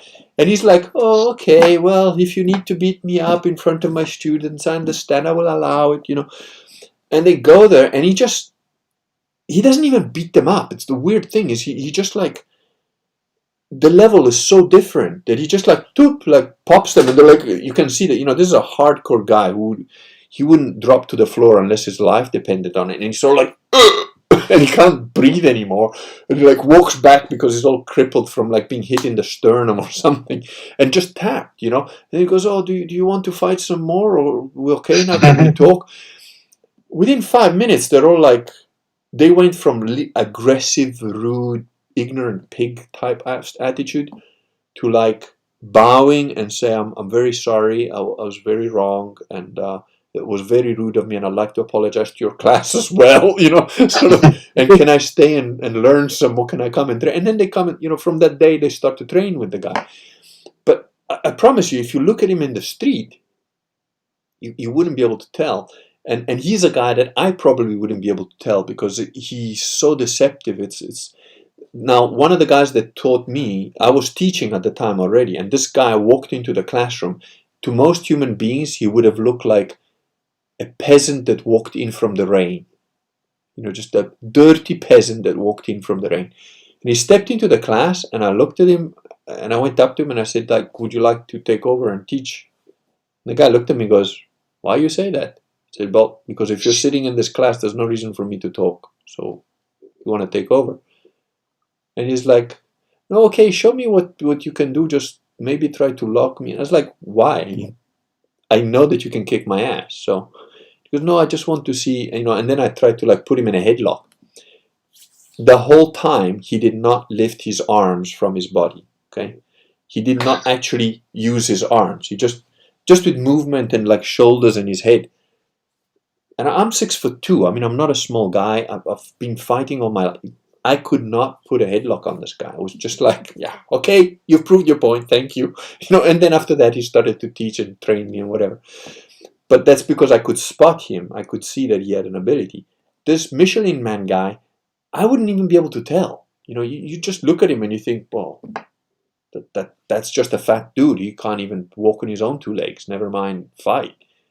And from that, I've learned, dude, just you never know who's out there. There's just some guys that are on a completely different level. I think we've been going on nearly 3 hours, so this is almost an hour stream. So, and it's probably midnight where you are, or past midnight or something. Yeah, it is. Although I think I've spotted a gamma in your chat. Oh yeah? Which one is that? John Rampton. Yes, he is. He's a prick, and I know exactly who he is, and I will ban him when we're done with this. But okay. I just want to read his comment out. So, Rudy Ram. Yeah. I was wondering something. 3 dots. Does your scriptures tell you to avoid drunkenness? And if so, how do you tend to apply that? Well, John Rampton is a complete fucking idiot who is on record as saying that he used his own daughter to make his wife jealous. So as far as I'm concerned, he's pretty much a fucking pedo. So, and not a word of a lie. John, you can go fuck yourself. That's it. This is my space here. You're not protected by any ilk or any of that shit. So you will be banned from this channel because you're a useless, drunken, pedophilic prick. And I'd like to say here, speaking personally, to all you thin-blooded manlets. Okay, I am 196 centimeters tall. I think in American measurements, that puts me at 6'5". Yeah. I'm also about 120 kilograms. If I were fully trained and healthy, I'd be 110, which puts me at the 260 pounds area. Okay? I can drink any 3 of you under the table with any hard liquor of your choice. Plus he's of German descent, so it's probably 6, not 3. Yeah. No, they're little gammas, you know, and I don't know what his case is, but they're everywhere. The sad thing is that I've learned that these kind of people exist in every community, really. Sad but true. Well, we actually have 42 people. Oh, we finally got the downvote. Hooray! Yeah, I'm always a bit loath to stop the chat until I get that one. Okay, and just to Pew and Bear. Yes, I've started with wine, and I don't know if you'd say progressed or regressed to Russian firewater. Yes, it's vodka, but it's a good one. Just show me the bottle again. Yes. It's Russian standard. Yeah. That is one of the better ones. It's vodka. Yeah. It's a very clean and clear vodka, which is why I like it. Yeah. It has no flavor, no texture. No. It's smooth, though. It's very smooth. Very. Yeah. No, that is the good stuff. Like, you know, the usual Smirnoff stuff that you buy in the shops or whatever. Like, my brother made the error of bringing that when I went to see him in South Africa. There's a very good guy, Vadim Dobrin, who's a very good exponent of system. He's, again, one of those guys that you just like, fuck it, I can't touch him, you know. He just can fold me into a pretzel. But, so we were at his house because the funny thing is my brother trained with him a bit, right? He never met me. We turn up together to his class, but he knew who I was because it's a small community of the guys at a certain level. So we turn up at his place, and in very Russian, you know, he goes, "Oh, hello, Giuseppe. I'm wondering if I am training more times. I see you more often than I see your brother." That was the first day he met me. It was like just to try and tell my brother, "Hey, why are you not turning up to class, dude?" Just. But anyway, so we go to his house, and I just arrived there. So my brother said, "No, don't worry, I'll bring the drinks." So we meet up there, and my brother walks in with his 2 or 3 bottles of vodka, and Vadim looks at him and goes, "What shit you bring me? Smirnoff, what is this rubbish? I don't even use this to clean electrical parts of my car. This is shit." Then he goes into his fridge, and he pulls out the super cold, I don't know what the brand was because it was in one of those ampoules type things. And we did shots with that. And man, and the only other time I experienced that vodka was when I was in Russia with the actual Russian guys training. And it's so smooth. I don't know, it's like drinking oil almost, It's like the 2 premium brands I'm familiar with are Kettle One and Van Gogh. Okay. There's also Grey Goose, but that one is actually French. And God help me, but Lord, why did you create the French? No one knows. But to be fair, I mean, the Franks besides and the Normans, they make good wine and good cheese, and maybe that's reason enough. Well, they were part of the Crusaders back then when they were still men, but now, basically, I've always said, you know, being gay or French is synonymous. It's the same thing. Okay. So I had to live with a French. It's why I asked you the question back then. I had to live for like half a year with a French Moroccan flatmate. Oh, wow! And that was honestly spiritually taxing. You obviously gone through some purgatory right here. Yes, and I'm not joking here. I think God arranged this for me to have a pre-taste of hell. I absolutely agree with you. I've met one French Moroccan for about 15 minutes, and I came close to shooting him in the face because it was just, there's something there. I don't know, the mix of deception, lies, outright. You know, I've met some Arab people that I respect, but you know what I mean when I say the worst traits of the worst Muslim Arabic kind of insidiousness, if you want to call it that. If you concentrate that, then add in a bit of French arrogance mixture of the fucking cheese surrender monkey shit, and you mix all that together, then you kind of starting to understand what the proto French Moroccan is like, because you cannot really define that level of toxicity. as an emblematic sort of description of his personality, he would try to sort of like confine my personality to some sort of box. Yeah. and he tried to like catch me out in a lie on what sort of person I am. Yeah. And all I wanted was for him to leave me the fuck alone. Yep. No, they're incapable of that. It's like poking human beings is their fucking mission in life. I don't know. They're just a very, very... And the reason I said that, well, you know, it's not any better if they're female, but at least they might be entertaining for 15 minutes before you know, have to escape with your life. But. Okay, so like the French Moroccan or the French Algerian females, at the very least, they are vivacious. Yeah. And they have a very nice, you know, like a very smooth sort of milk with too much coffee, with too much of milk sort of complexion. And they're actually quite sort of passionate type people, and they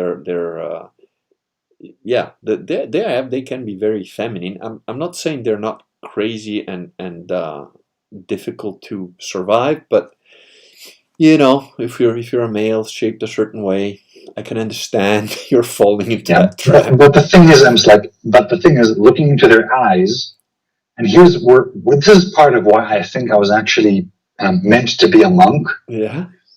It's because I don't obsess about women. Well, I got that sense. I got that sense when you said it. It's not. Look, most men obsess about women. You know. And that's the thing that even as a hormone-ridden teenager, I didn't get the obsession with women. No, they're I could understand the physical attraction bit. Yeah. But I didn't understand the wanting to be approved, liked, and given like the whole like seal of approval from women. Yeah. That whole aspect I didn't get. Oh no, to be fair, I don't think I've ever cared much about that, because this is going to sound extremely misogynistic, but basically they, how shall I say, there's two types of women essentially that could interest me. One is a short-term thing and one is a long-term thing. Now, if it's a short-term thing, in the long term, I don't care what she thinks about me. Just care that, you know, I'm talking about pre-Christianity, right? And I was pretty brutal about it. I was like, do you want to spend a good half hour without our clothes on, or, you know, 2 hours or a day or a weekend or whatever, or not, you know? And I was pretty much that direct. And then from that, sometimes some things developed, sometimes they didn't. But for a long time, my main issue with women, after I decided that I was not built for long-term relationships, because I was really loyal and I really tried, and then that didn't work out, and then had another shorter relation, and then a shorter one, and then a shorter one, and then they started to almost overlap. So it was like, oh well, whatever. And I sort of, my main aim from a woman was that she didn't break my balls, and it came to the point where it's like, I'd be with a woman for like a day, 2 days, and the minute she started to like nag me or do some shit that I was like, bye, next, there's the door. I was like, I don't need that shit, If I'm sleeping by myself and I wake up alone in my house, I'm happy. I wake up happy. I go to work, I got a good day. Nothing's bothering me. Now, just because I want to have some entertainment without clothes on with another human being, does that mean I gotta wake up and have a fucking problem? No. No, not at all. If I wake up and for whatever reason I am less happy when you're lying next to me than when I wake up alone, there's no reason for you to exist in my life. Bye. And that was pretty much it. And here's the reason I think I am supposed to be a monk, is because I'm not even interested in waking up with someone next to me. And I absolutely, that's what goes back to what I was talking about that book before, because there are absolutely people that are built like that. And, I have that, those, you see, that's one of the things that people like talk about. Oh, well, do you think priests should be celibate or not? And I'm like, yes, they should be. Because that works. Okay, if I would have come to Christianity a decade earlier, yeah, I would have been a priest. No question asked. Well, it's never too But I'm late. too old for the priesthood now. Who says? Priests are generally accepted between the ages of like 20 and like 40, no, and I'm almost 40. Not true, mate. You just talk to the priest. That's not true at all. You can absolutely become a priest. There's no reason. You'd have to do some training or whatever. But talk to the okay. I'm 36. By March, I'm going to be 37. Dude, you've got your whole life. Trust me, believe me. There is no age restriction on becoming a priest. I'm 100% sure. Talk to the man. Write him an email. Because we need a priest in there where you are. Hold that thought for a moment. Now the vodka wants out. Yep. Oh, I know this has gone on long, and probably my wife is going to curse me for like abandoning her to an empty bed. But well, while he goes and does that, 44 on my end. See, you people, you younglings. Kurgan, please roast me on Polish. Macelerate, I've already roasted you. Because you're Polish, you don't fucking remember. I had a French Muslim Moroccan boss. He was fun. He's jealous of my homesteading. They're jealous of everything. French Muslim Moroccan, but he's jealous. He'd be jealous of the air you breathe. But it's not time and place. There is a BitChute video of Kurgan roasting national. There is.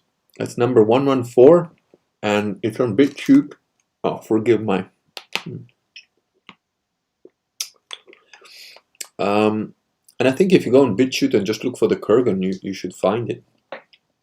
52 of you. So I need to go 3 hours before 52 of you show up. Oh well. This has been really good fun. He's got something written on the wall there. I'm a curious guy. I'm going to ask him what he's got written there.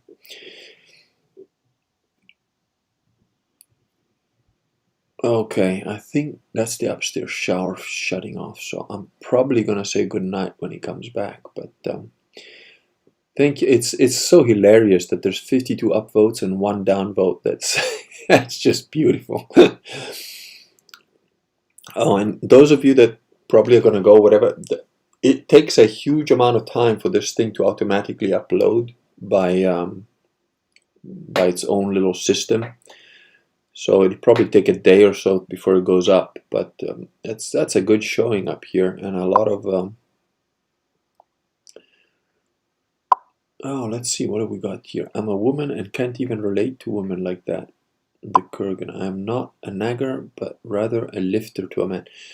There are some good women out there, but you know, a lot of them. I don't blame women for their craziness and their damage. I blame men, weak men. I've always blamed men because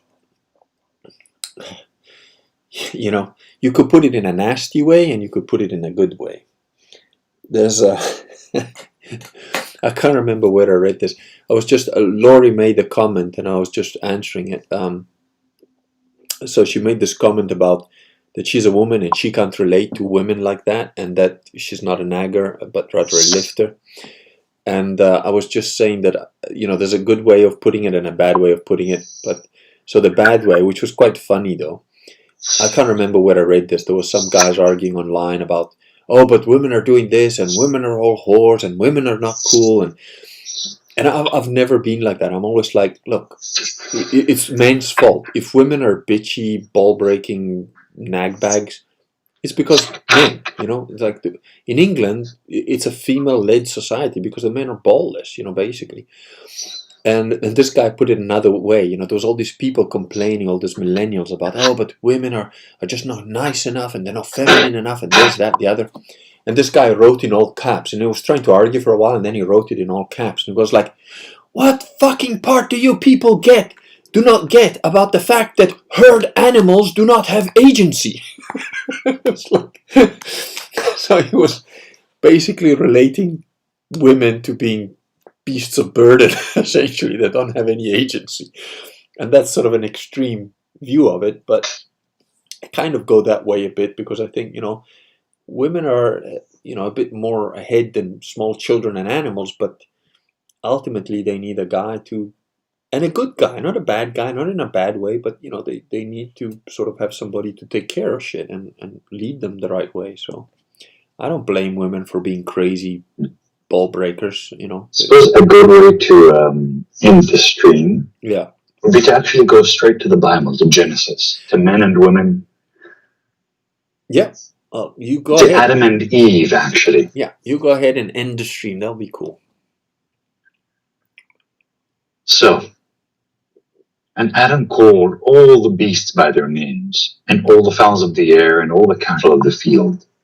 But for Adam, there was not found a helper like himself. Then the Lord God cast a deep sleep upon Adam, and when he was fast asleep, he took one of his ribs and filled up flesh for it. And the Lord God built the rib which he took from Adam into a woman, and brought her to Adam. And Adam said, this now is bone of my bones and flesh of my flesh. She shall be called woman, because she was taken out of man. Wherefore, a man shall leave father and mother, and shall cleave to his wife, and they shall be two in one flesh. And they were both naked to it, Adam and his wife, and were not ashamed. Yeah.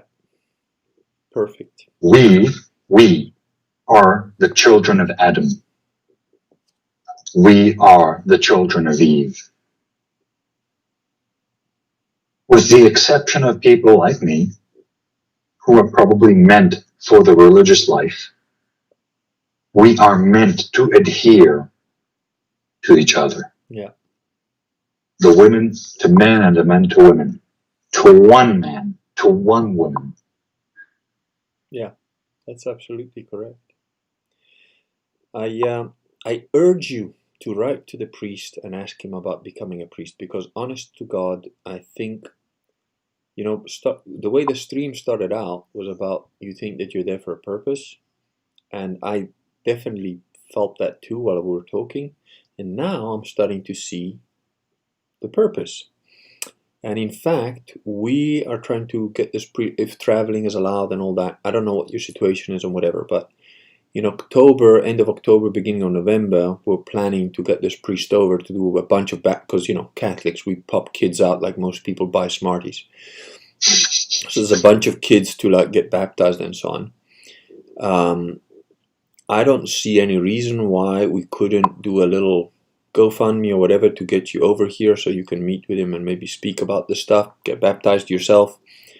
So I don't know, if it's something that you think you might be able to do around that time, let me know, and we'll organize something. We'll see. I also wanted to speak something to the, how to put it, it's just an errant thought. Mm-hmm. In a society that doesn't have any form of birth control, none, Yeah. No abortion, nothing of the sort. Yeah. There is a lot more room for the celibate caste. Oh, yeah. Just absolutely. Logically, naturally thinking. Absolutely, yeah. That's actually very if families, like a minimum family size is 6 children, the average is 8, and like the big families are 10 or 12. Yeah. Like giving over 2 or 3 children from each family over to be monks, sisters, or priests. Yeah. It's like an obvious thing you do.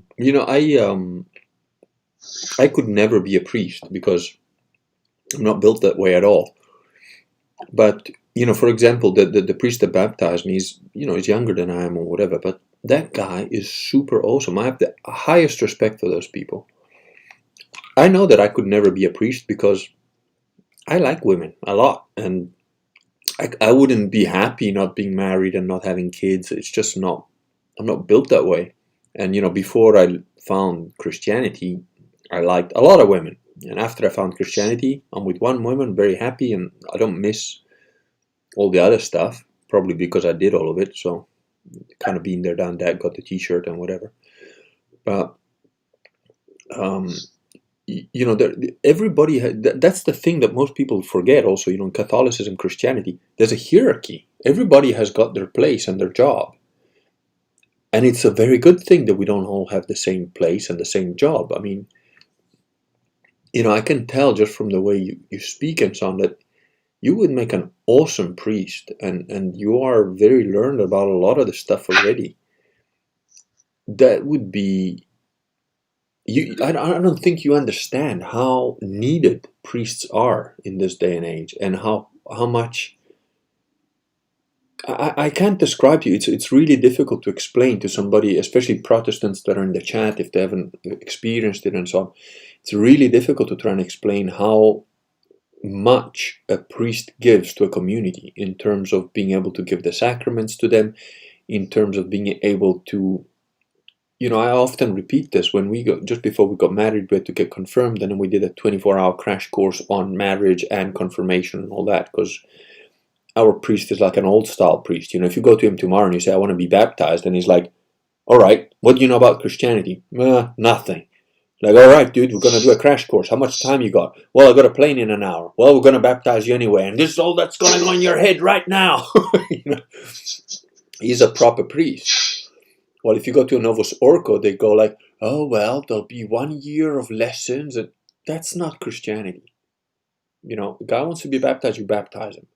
And you put as much as you can in his head before you do, but you do it anyway. And, the discussions that he gave, the talk that he gave to us about marriage and all that. And I mean, my wife has been as wild as I have been in her own way. And she didn't hold back because, she's truly an honest person. So she's sort of like, well, if I'm here, if I'm doing this, if I'm going to believe this stuff, I'm going to ask all the tough questions. Most people would have blushed all shades of purple with some of the stuff that she asked him. I was just I was trying not to laugh because I know she is. And she'd come up with like, so what about anal sex? It was just going full bore asking. And you know what? The priest didn't bat an eyelid. And he just answered straight. And, those were even the funny, but were the easy ones to answer. But then the precision and depth that he discussed all sorts of other stuff, of relationship and kids and bringing up marriage, and neither of us has ever had any of the stuff like explained to us. I mean, I kind of knew, I agreed with those principles anyways. But your average Protestant will go, oh, well, these guys are celibate. What do they know about marriage? They actually know how it works because they get it straight from Scripture and it's clean. They're not getting swayed by their own emotions, by their own experiences, by their own, disordered sexual stuff or whatever. So I think that's something worth talking about. If we do make another stream. Oh, absolutely. I definitely want to, yeah. It's something worth talking about. The whole, how unemotional real Catholicism is. Yeah. Because I've read some, for example, because I don't have access to baptism or confession. I read some of the text about what's it called? Real regret for sin. Yeah. There's there's an official word for it. Yeah, I know what you're talking about, and I'm reaching for it now. The same here. Oh man, it's on the tip of my tongue. Not compunction. No. Damn it. Good grief. I know what you mean. Yeah, carry on. It'll come to us if we just forget about it for a minute. But here's the thing. When it comes to actual, true, genuine regret. Contrition, yes. Yeah. The real act of contrition is an act of the will, not the act of an emotion. Oh, yeah, absolutely. And here's the thing. I don't know when this corruption entered our thought patterns, but faith is not about emotion. No. It's an intellectual action of the will. Absolutely. And contrition is an act of the will where you contemplate and recognize God's height and transcendence above yourself. Yeah. And you recognize your own lowness and unworthiness before God. And when you compare this gap, this chasm between God and man, that's the act of contrition. It's an act of the intellect and the will. Well, that's interesting that you say that, because I forgot to mention, but when you were talking earlier about purgatory and so on, and one of the comments was like, oh, so purgatory is shame before God. In essence, I would say yes. And I don't think that I got a glimpse of that by realizing from one minute to the next that my entire philosophy of life was absolutely, completely, 100% fucking wrong. And as wrong gets. And on this planet, on this world, that humbling experience, I think, was a walk in the park compared to the clarity with which you would see that as a disembodied soul. And it must be absolute abject hell, because I'm not scared of much. I mean, to be honest, I wasn't even scared of going to hell. I was like, fuck it, whatever, it's going to be bad. But But the more I think about this stuff, the more I become aware of it, and the more I think, I am definitely not going to enjoy any second of that. There's not going to be a moment of purgatory that, if I get in there, hopefully, that I'm ever going to be like, yeah, it's not that bad. It's going to be absolutely terrible. It's a level of discomfort and pain that I don't think you can even imagine. And I know that I'll deserve every second of it, that I got to stay in there, and it's probably going to be part and parcel of the purgation of purgatory. Yeah, and it's going to be probably a few thousand years that I have to be in there. So I'm not looking forward to it at all, But it is what it is, and I don't think somebody that hasn't sort of maybe experienced that, I think it's very difficult to understand just how corrupt we are. And how ashamed and absolutely wrong we all are. Even the best of us is an absolute filthy little rat scrabbling around in a sewer, and it's really hard to try and explain that. Well, on that note, I think we are past the 3-hour mark, and we should leave the maybe celibacy talk for the next one. But I really, really enjoyed this. I definitely want to do it again. Maybe not 3 hours next time. I'm trying not to. As a Catholic, I can't divorce, but let's not push it. Probably in a more focused subject. Well, I think they like the rambling though, and it'll give them something to keep them busy for the next couple of weeks. I don't know. I need we all need confession, darling, but don't worry about it. It's not like God doesn't know what you did. You can confess. What I would say is, if your conscience is pricking you, and it should, that's your conscience, that's his function. Yeah. Just look up, true contrition. Yeah. Because true contrition is the only path available to someone who just, if you don't have access to baptism or confession, that's your only gateway. Yeah. So look up true contrition. Yeah. No, it is. And don't worry too much about not having. I mean, it is a problem not having a proper priest nearby and whatever. But God's not going to send you to hell for you not being able to find a priest that's nowhere near you. That's not how it works. So long as you strive to reach him. Yeah. And on that, this is a point I want to make. We are very obviously at the end of an age. Yeah. There's no question here. Yeah. Age is ending. The question is whether this is the end of all ages. That's the open question. Yeah. If this is the end of an age, or the end of all ages, we are all going to be offered the crown of martyrdom. Yeah. The question is, will you take it and fully embrace the thorns that this crown entails? I know my weaknesses. I know for myself, I got no hesitation there. But it's the people I care about that worry me. That's the only thing. So we'll see.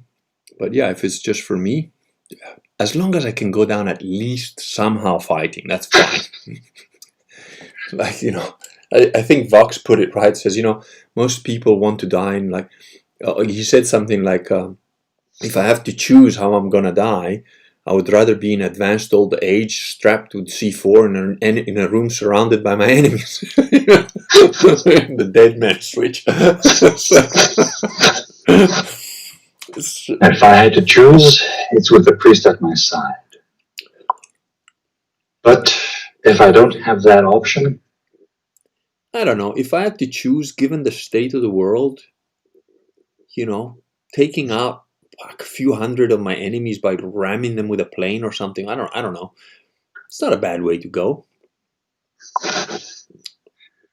I'd like to go with a public execution where I can declare on live internet feed that Jesus Christ is Lord. This is, and all knees shall bow and declare that he is Lord. You see, this the only question is, do you declare this joyfully as one of his soldiers and servants, or as one of his enemies, one of his defeated enemies? Yeah. Trampled under wing by his angels. You see, that the difference between us is, again, you're like Irenaeus, the guy who walked for a year to get eaten by lions, and he spread the gospel because of that incredibly. I mean, he's still remembered now, over 1,800 years later. And that's the difference between what I call, the martyrs are up here, and then there's the people like me somewhere down there. But God still makes use of people like me too, so, it's cool. Sometimes you have to have a Jean Perizot Le Valette firing Muslim heads into the enemy camps through the cannons. It's my lot. You've got to rejoice. The crown of martyrdom is being offered to us. Yeah. Just take it. Oh yeah, the whole martyr. I don't mind being a martyr as long as I can take some with me as I go down. I'm going to Purgatory. I want to send a few of them to hell with me. It's like you want to take a handful of them with you to Purgatory, wherever wherever I'm going. It's one of my favorite songs is "Brothers in Arms," which always gets the missing hair on the back of my neck to stand up whenever I hear it. But yeah. But anyway, I think we've gone on. Have mercy on us, divine flame. Yeah. Yeah, we all need mercy. I think we better say goodnight. We're at a 3.5 hour almost. So thank you very, very much. We'll be in touch by email, and maybe we'll do another one of these days. Let's just try and maybe pick one that lasts an hour instead of 3, but that's awesome. I really enjoyed this. Thank you very, very much. And thanks to all of you guys that are still here. And we've got our downvote, luckily. Okay. Thank you very much. Good night. I'm going to click off now. Thanks. God have mercy on us. Yeah. God bless you, sir. And all of the people in the stream. Good night, all. Good night.